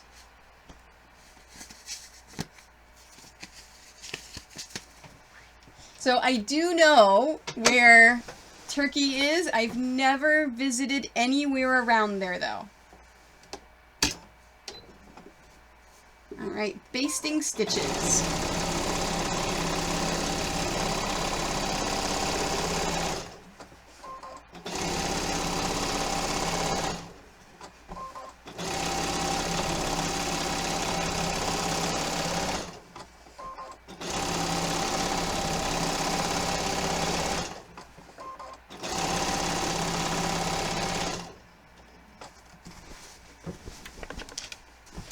Yes, our Prime Minister is fantastic.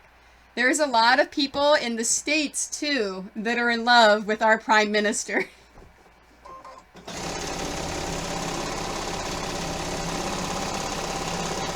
He is handsome, he's nice, he's good to the people.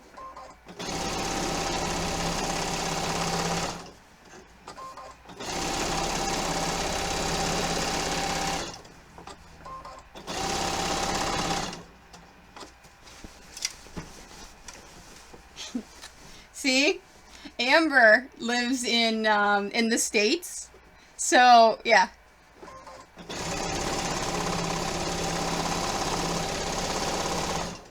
But not only is he handsome, he is a really, really great guy.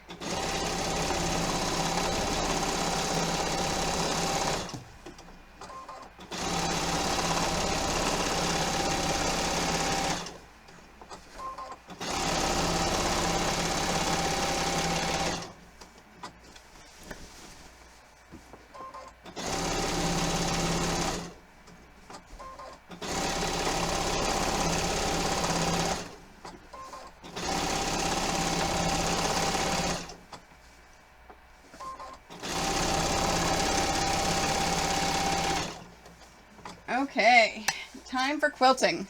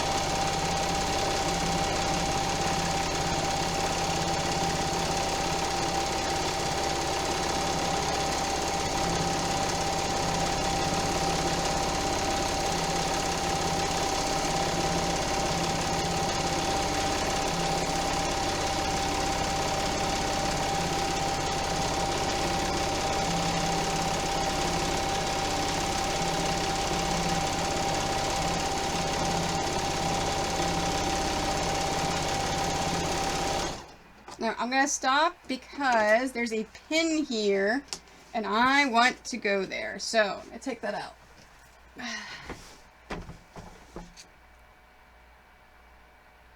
No, it's... In Canada, it feels different than what it feels in the States. So I live in London, Ontario, which is a very accepting community. I haven't seen any problems ever with any cultures.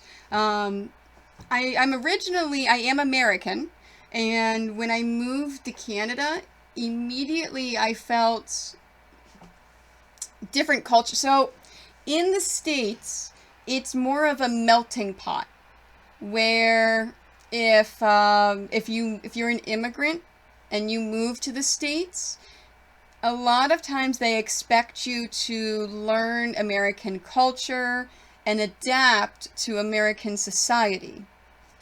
In Canada, it's different. They accept and celebrate everyone, no matter where you come from. And it's different and it's cool because you learn all sorts of different things, and it's really, because you learn more about cultures. And like, we have a culture club for almost every country here in London, and it's pretty freaking cool. So yeah, it really is. So yeah, you're right, Amber. It is more open and accepting. Now, you're going to get, I don't like to swear because I like to be family friendly, a-holes that no matter where you go, that are not accepting in every country, everywhere. It's just a matter of the feeling overall is what it is with the two. So yeah, no, I agree. I really, really like living here, and I like how it's very accepting of everyone. So, cultures, yes. Yeah. Jerks. I like that. I should say jerks.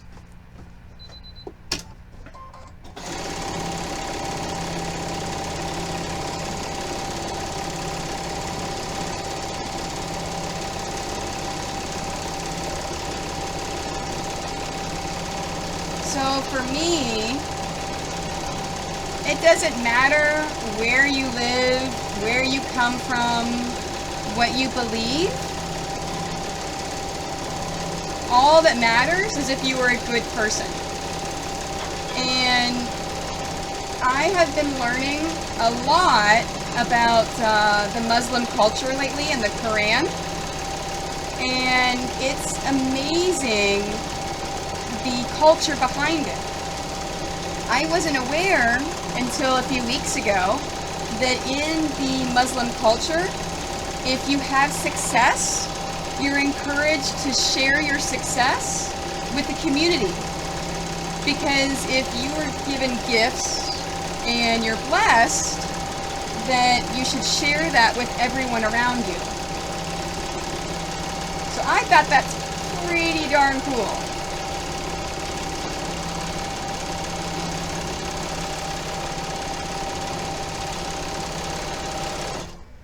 So just like with Harry Potter, for quilting this, I am not going through his head. It'll make it look weird. So I'm going around it.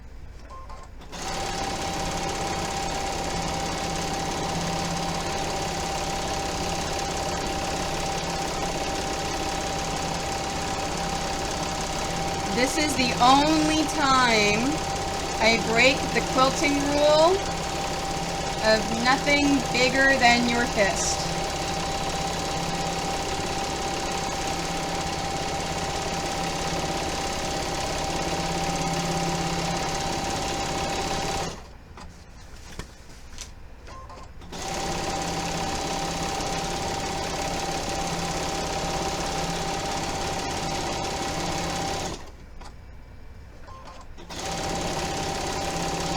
Just realized I didn't show you what Harry Potter looked like with the orange thread. So, after I finish the Star Trek, I need to hold that up.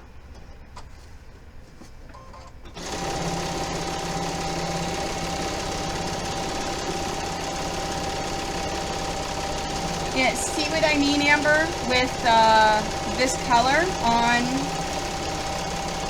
his uniform? It kind of blends in a little bit. And that's what I was looking for.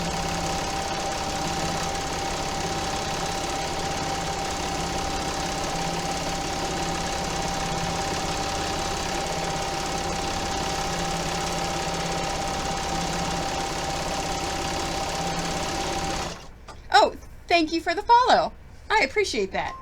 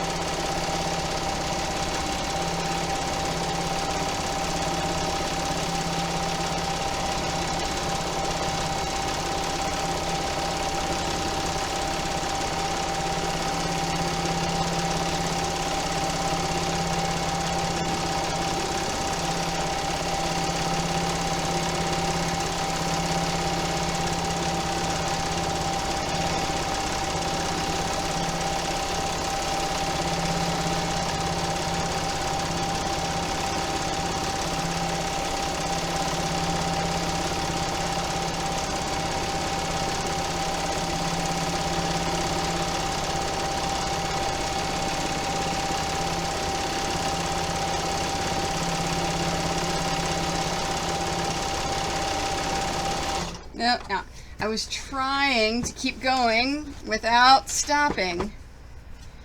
Yeah, and it should blend in with the blue as well.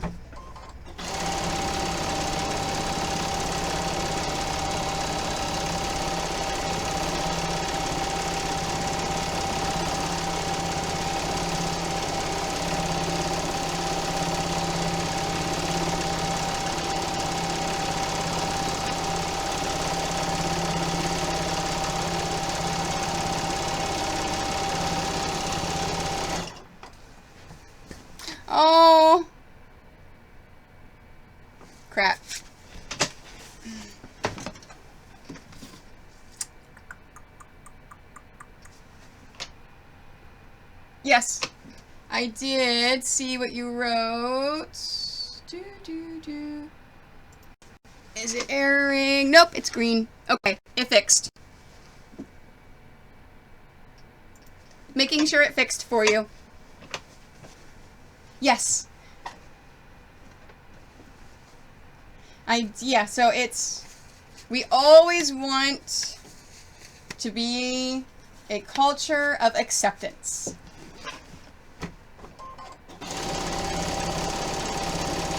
And I don't know if you heard, I said thank you for the follow.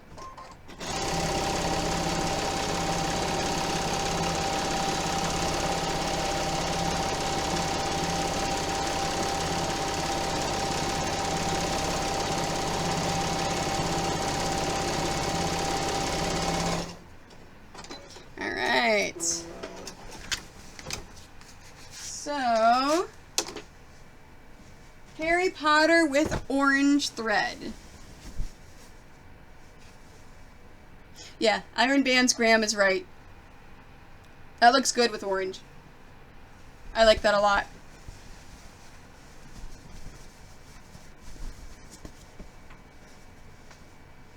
All right.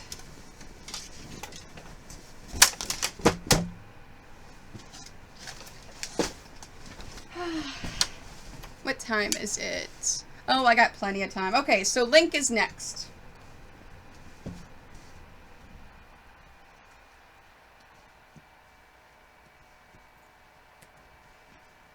And then if I want to keep going, I may do the secret quilt off camera.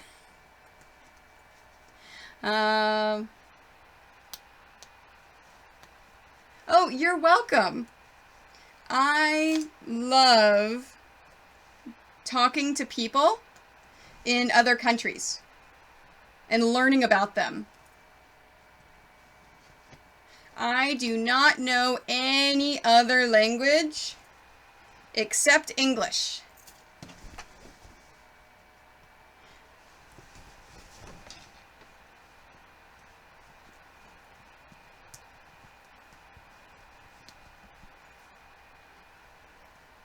Man, I really want to give you a sneak peek on that secret quilt, but I can't. I can do photos on my social media in awkward angles so it doesn't give it away. I should be able to take a picture and put it out in May because that's when it's going to be on display, is the spring market.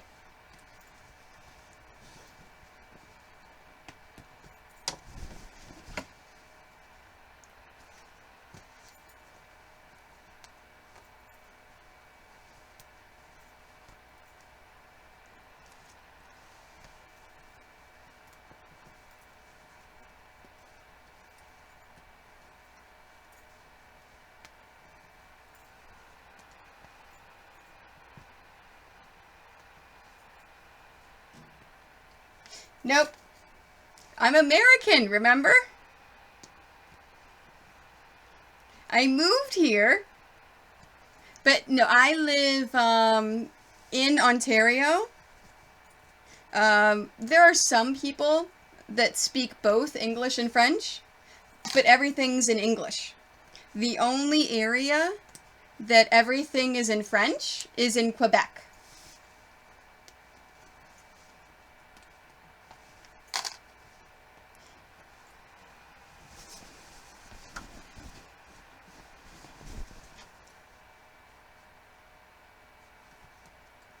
There are some phrases that I understand in French, and that's just because Jordan said them over and over when she took French.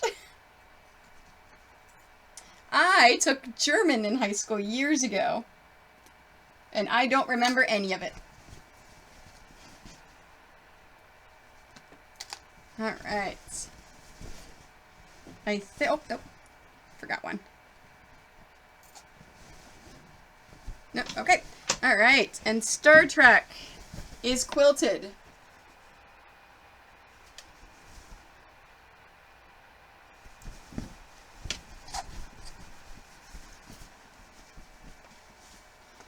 for Link. So Link, I'm going to do black thread, and I'm going to quilt every single one of these lines. So some of them I will go back through, some of them I'll go over. It all depends. And I'm doing it a little different.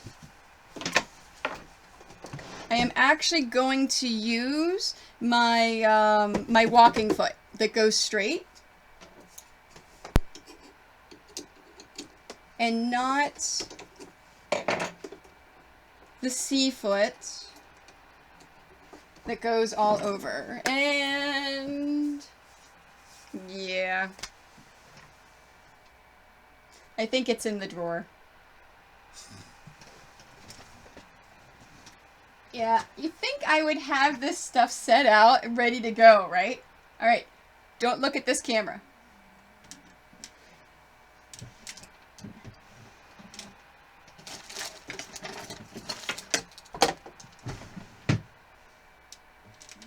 There we go.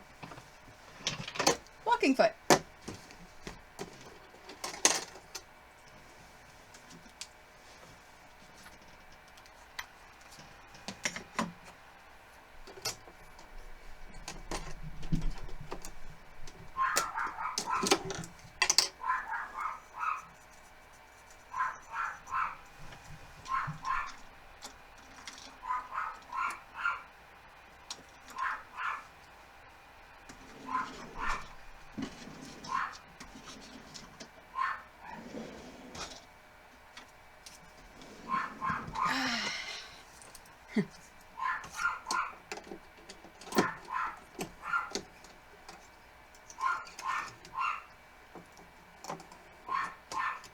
There must be a dog walking in front of the house. All right.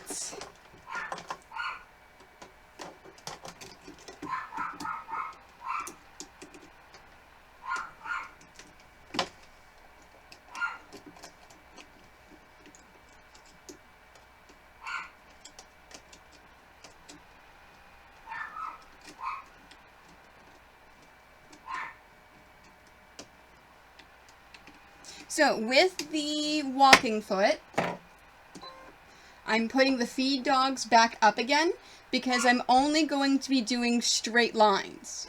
I am not going to, oops.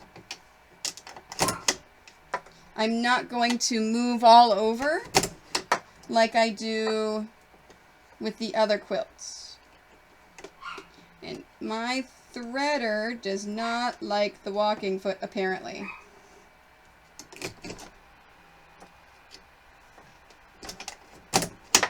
Nope.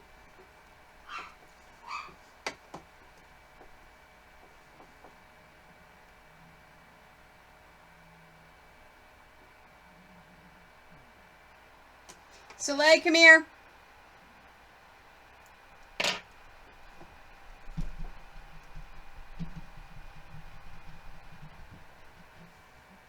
Come here. There we go. Come on, up. Come here, up. Now. Hi, Marley. Come here. You went up too? All right, now let's have a talk here. Okay? No barking. No barking. Okay? Stop. Thank you. You can say hi? I know, I love you too. I do. Okay. Back down. There you are. Good boy. Good girl. Alright, move. Away from, thank you. Oh, do you? Alright, I'll give you a treat.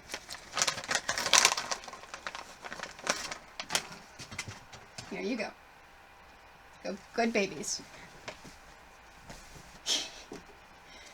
Yeah, get them to stop, right? Okay, so this one is a little different. I'm going to baste around the edges like I normally do, and then once I'm done basting, then I'll actually go through and start quilting it.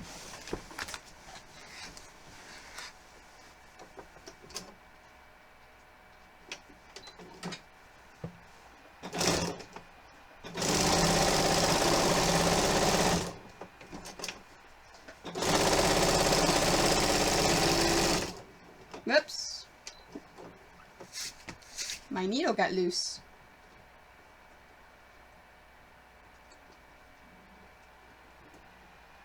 There we go.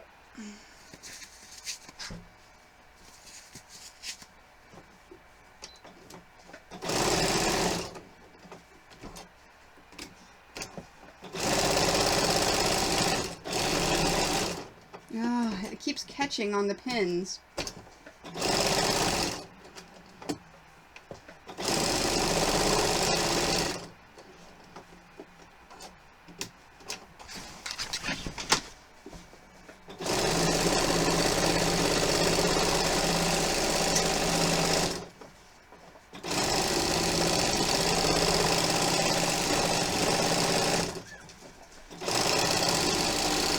This foot is noisy too.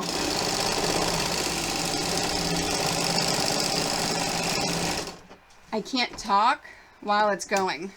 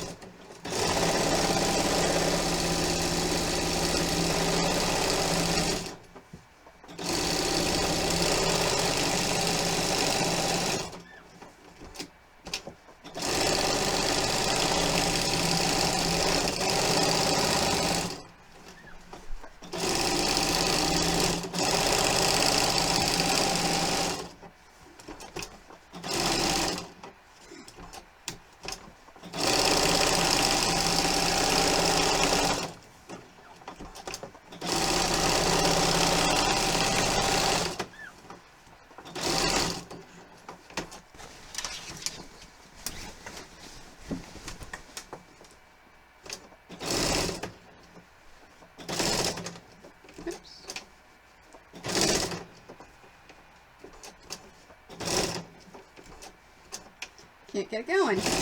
There we go.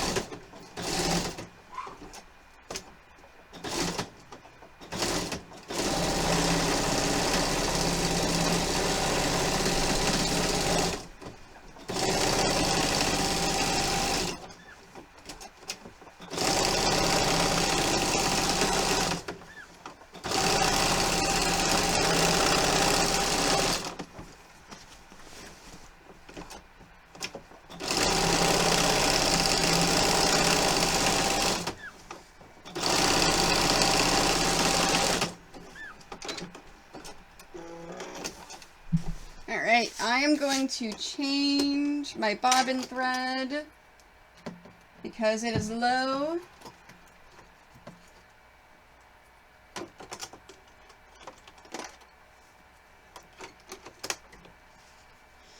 Now, I do not want any design or thread in this border at all.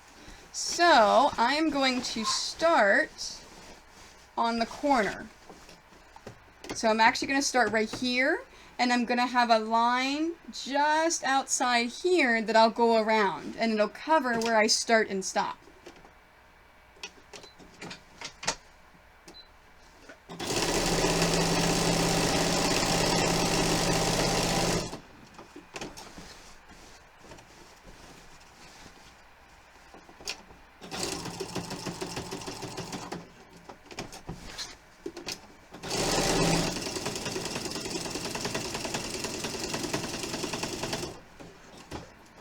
Now, some lines I will go over a couple times because every single black part is going to get quilted and sewn.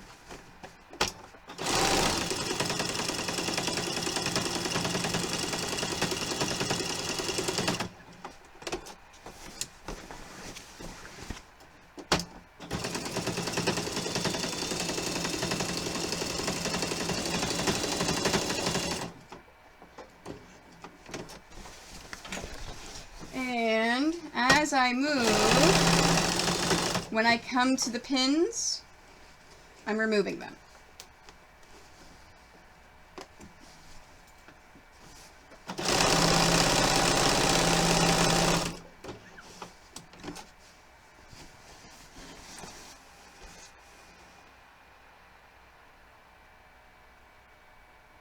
Now, just deciding which way to go. Let's go this way.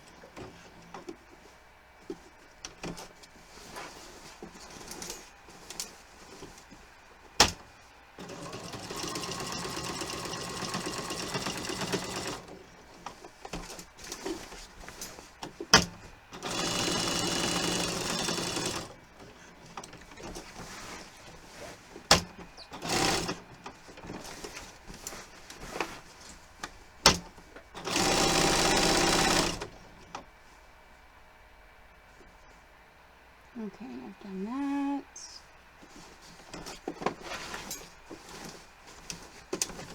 Okay.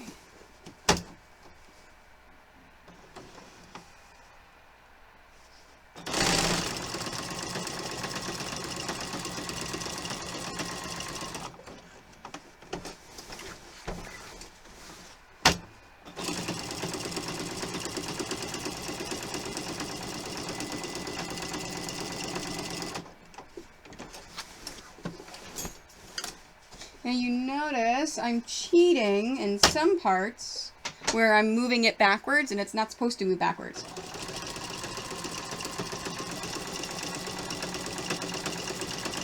For little ones like that, you can cheat. You just don't do it in a bigger area.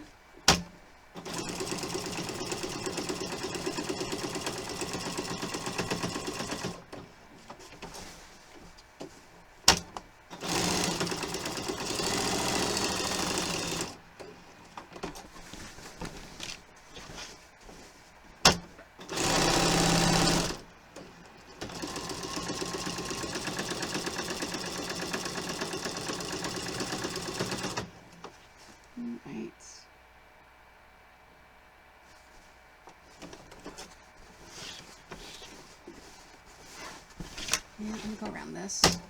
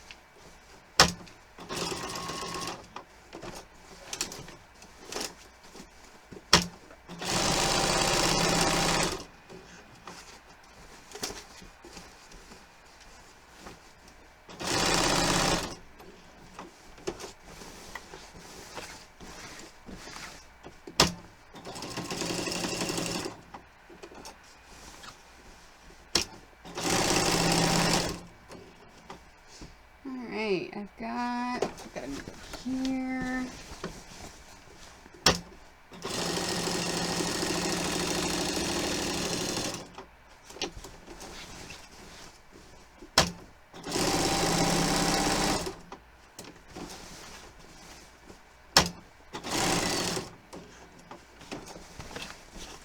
A good way to tell if a section has been done is if the pins are all gone. Let's go that way.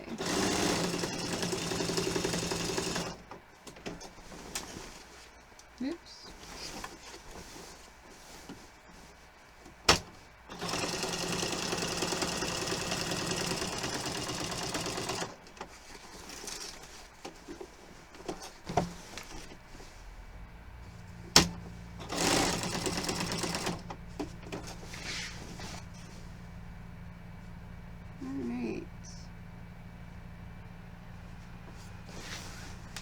No, let's go this way.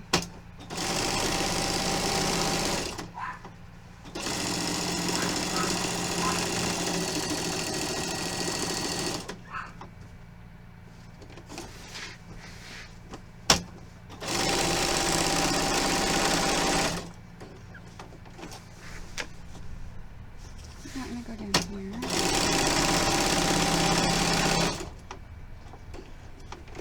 And come this way.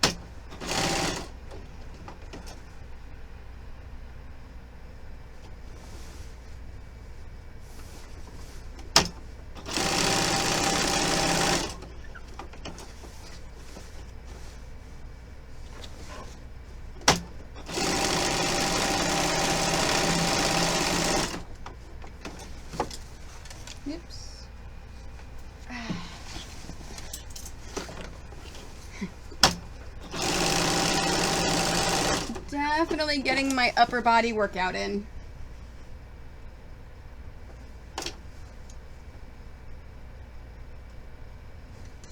This way.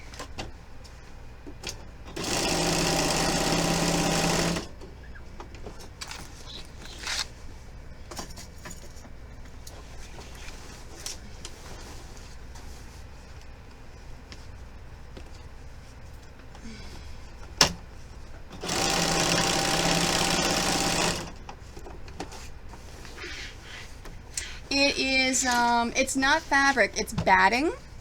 So the stuff that's inside is batting. There's a whole bunch of different kinds of batting.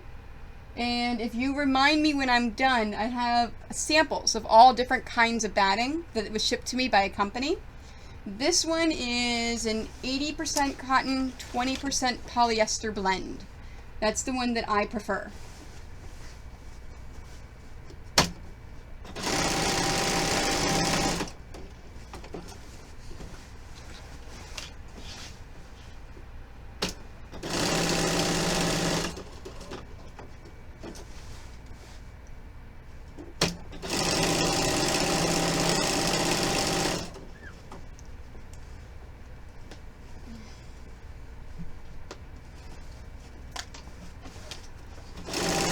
And I buy it by the roll. So I have a big roll that I take with me to the family center when I pin.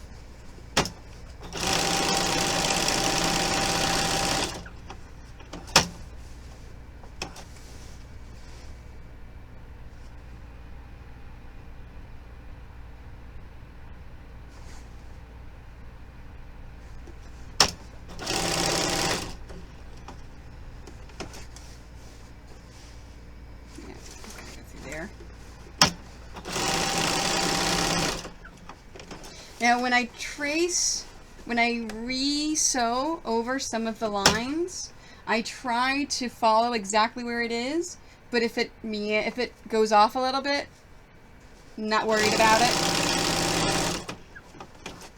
What's more important is that every black line gets sewn.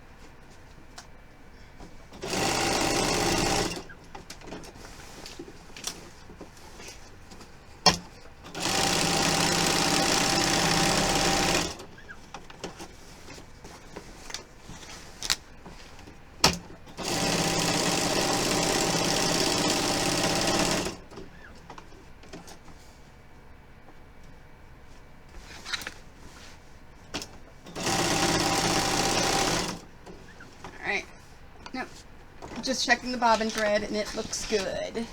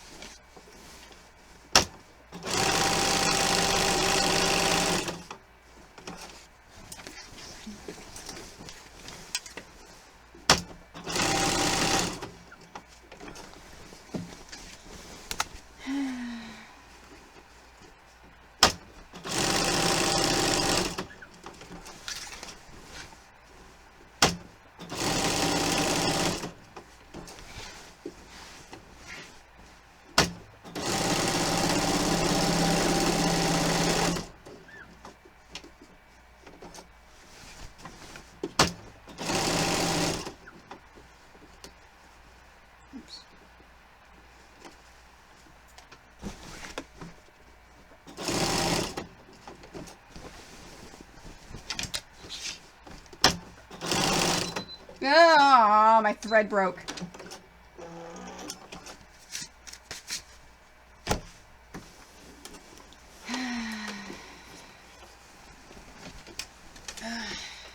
Yep.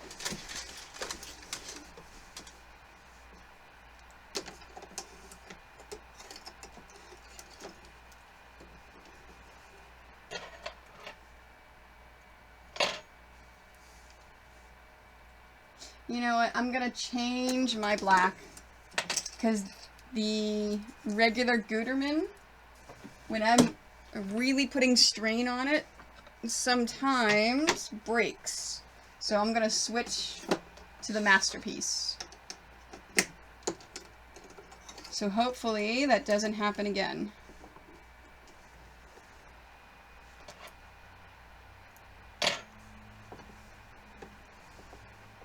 Oh, let me see if it'll... Nope. Still doesn't want to thread.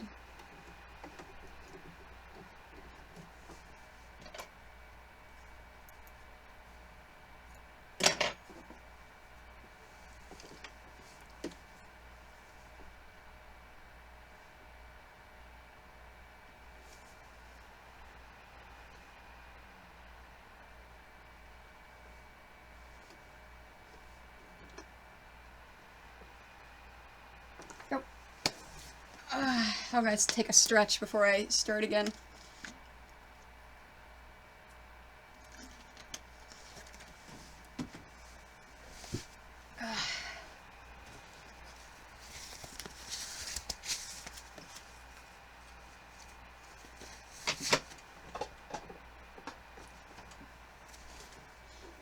Alright. Oh, I forgot to knot this.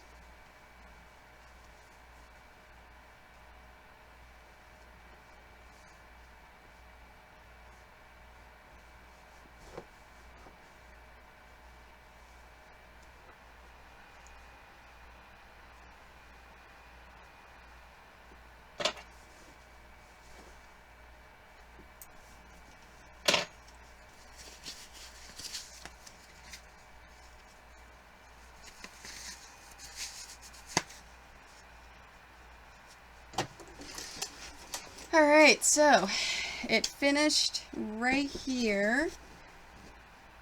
So I'm going to start...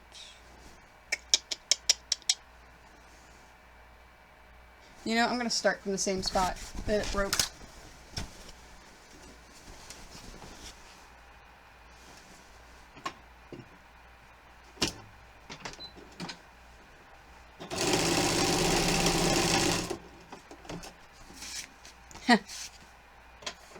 It is that time of year. And in Texas, you don't get a wonderful frost like we do that kills everything. Alright, now, which way am I going? Oh, I'm going this way.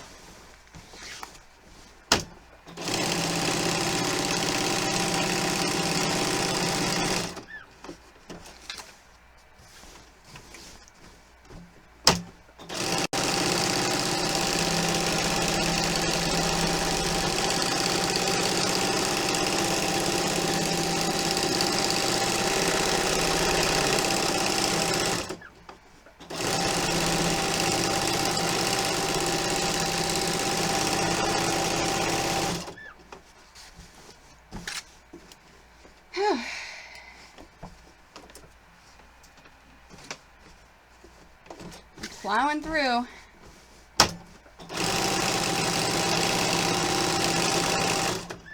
Yeah, definitely done after this one. My shoulders are really starting to ache.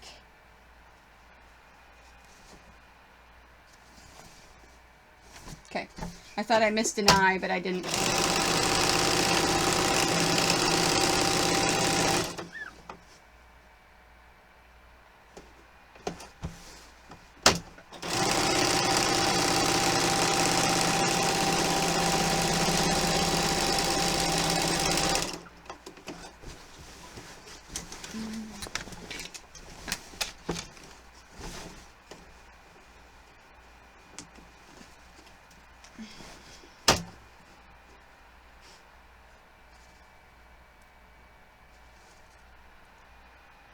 Just planning which way to go.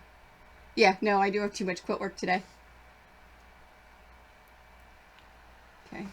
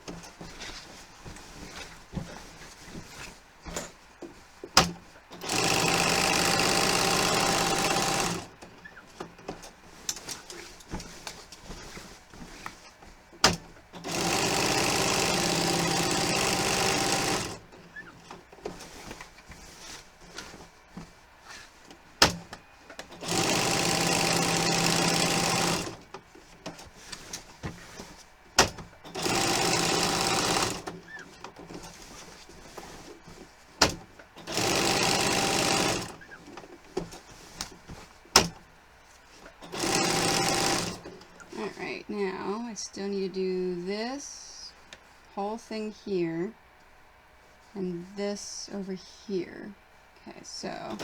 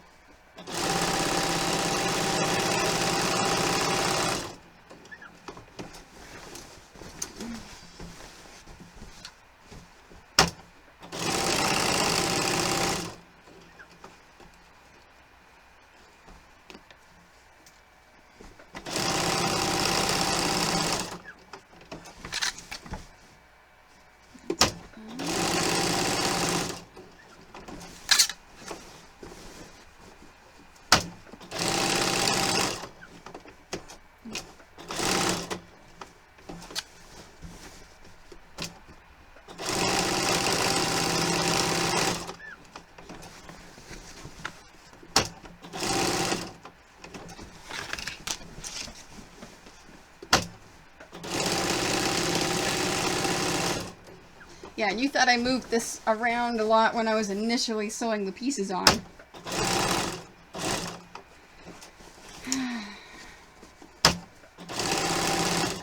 Alright, let's go over and up.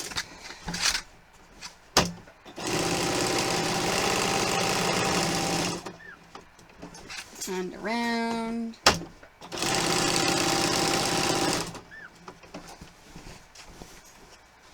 Whoop. It fell off.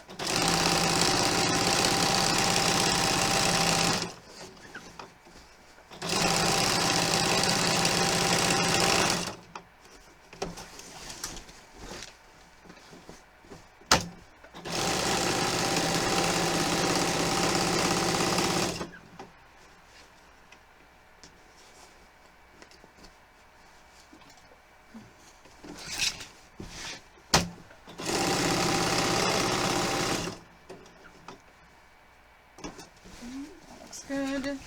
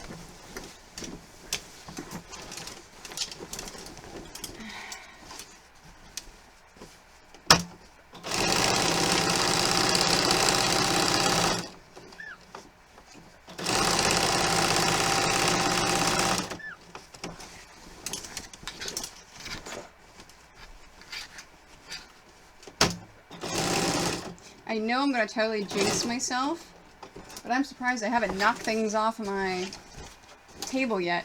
Normally by now I've knocked a whole bunch of stuff off.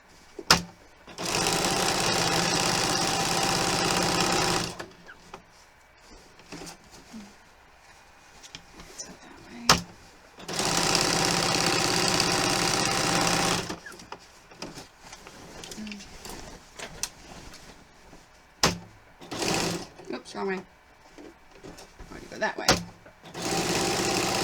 Ah! And there goes something. I told you I was going to jinx myself.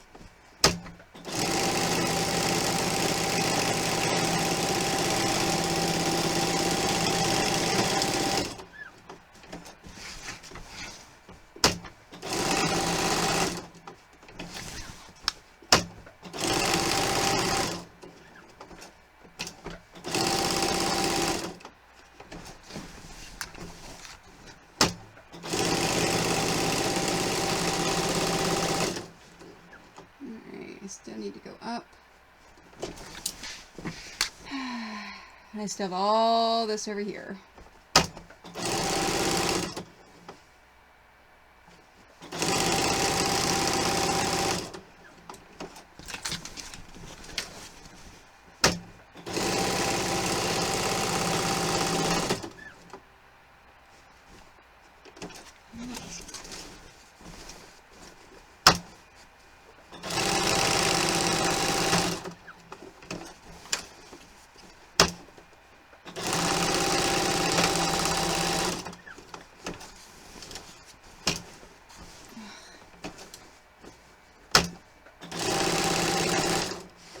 Now I still have to do this. Okay.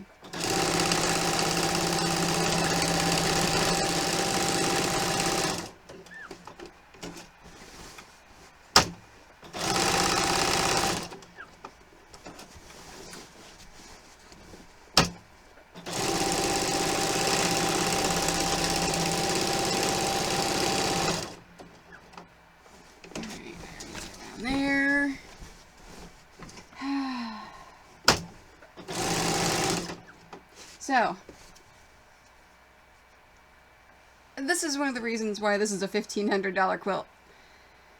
Oh. Oh.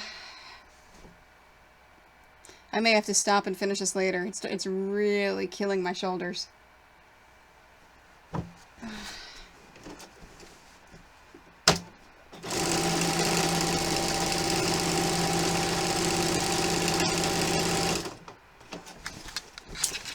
Alright, let me get all the little parts in here done.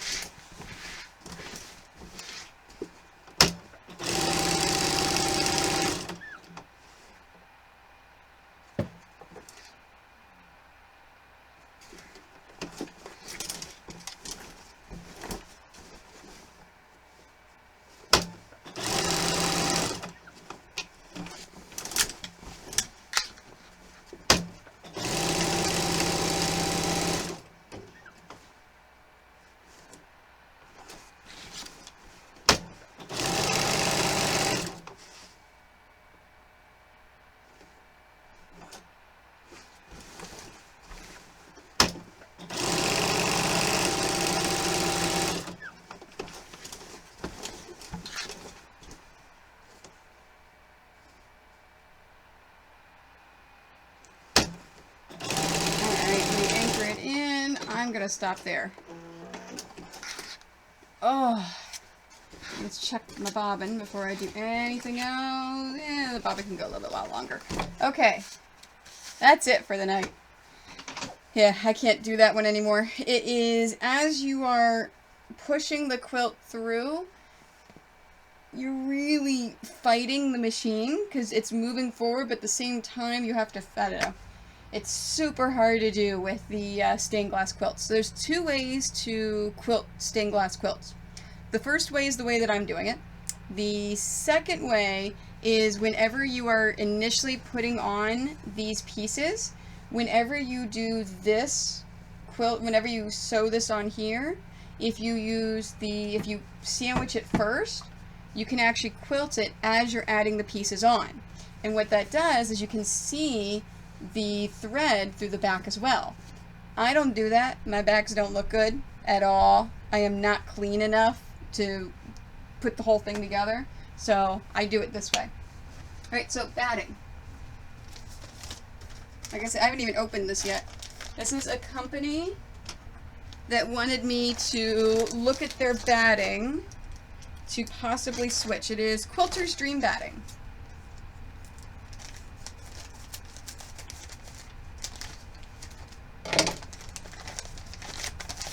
And it is their sample book.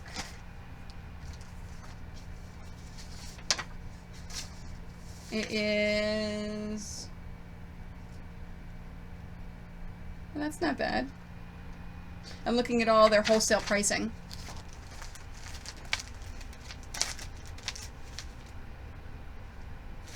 That's cool. Okay, so this is their book of all their different, oh, that's cute, all their different kinds of batting. So there's tons of different kinds of batting. So let's start. This is 100% pure cotton. Yeah, that's nice. That's nice and thick. This is 100% polyester. Now, if you note, they have a couple of different ones. These are all the different colors. So like this one, you can get it in white, or you can even get a black batting. So for quilts like this, depending upon what you do with the quilting, it can pull the batting up through the fabric. So that's why sometimes you would want to use a black batting. This is, ooh, 100% flame retardant.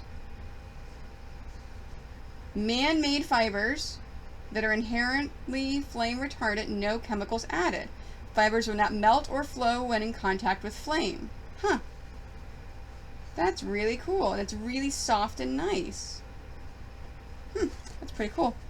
This is the Quilter's Dream Blend. So it's 70% cotton, 30% silk. Oh, I'm sorry, silky fine polyester blended. This stuff is the Fusible Dream Cotton Batting. It is cotton, so it's a 100% cotton. This is Fusible Dream Poly Batting. So it's 100% poly. Yeah, see what this is saying is that, remember how I said the rule of the fist, don't quilt an area bigger than your fist? This is saying with the Dream Cotton Batting that you can quilt up to 8 inches apart. So you can go bigger than your fist. This one right here, the Dream Poly Batting, is you can go 12 inches apart. Now the reason why you have that rule is whenever you wash a quilt a couple of times, the cotton will start to shrink a little bit. And if you have big areas of the quilt that haven't been quilted, then it'll start puckering, and you'll actually get big bubbles and puckers into the quilt.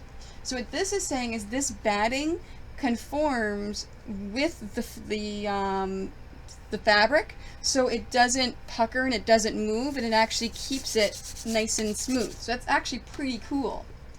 So if I want to do big areas without quilting, so maybe that Star Trek quilt, I would want to use this batting. All right, and we've got more in here. You've got Dream Green. That's cool. Batting made from 100% recycled plastic bottles. Maybe I should do this stuff for my charity quilts. Soft, cozy polyester fiber made from 100% recycled plastic bottles. Pro-environmental in both raw materials and in the closed-the-loop manufacturing process. Stitch up to 10 inches apart. That's nice. And this, okay, so this is the stuff that I was expecting more of this of. This is bamboo. So this is an exotic blend of bamboo, silk, cotton, and botanic tencel. T-E-N-C-E-L. I'm not sure what that is. Stitch up to 8 inches apart. That's pretty cool. And this one is wool. So this is the Dream Wool, 100% wool. So this is super, so you can actually see the thickness. The wool is a lot thicker, so it's a higher loft is what that's called, with the more thicker battings. So that is stitched up to 8 inches apart. And this is, ooh, this is puff. Oh, that's even thicker than the wool. This is lofty batting, so it has a high loft. Dream Puff imparts volume and definition without adding weight. It is. And stitch up to 10 inches apart. That's pretty cool. And I think that's everything in the book. It actually talks a little bit about the battings on the back.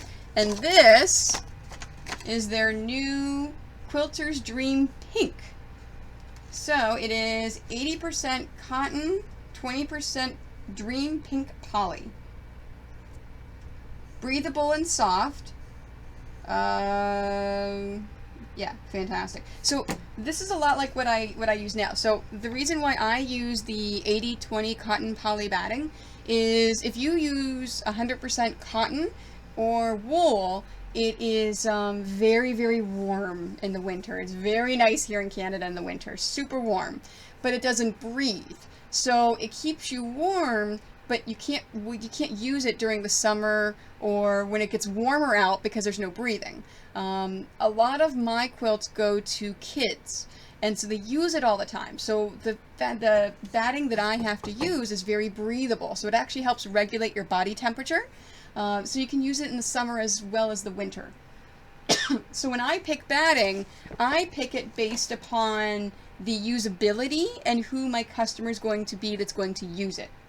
So if I have a customer that wants something, it's a custom commission, and they want it super, super warm, and it's for them, and they don't care about using it in the summer, well, then I'm going to use a cotton, a wool, something that's more durable and higher loft. So, yeah.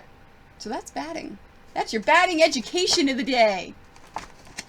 I may buy some of this stuff. I buy it, like I said, I buy it by the bulk, so I buy big, huge rolls of it. So now I'm going to have to look through and see how they do it with all the pricing.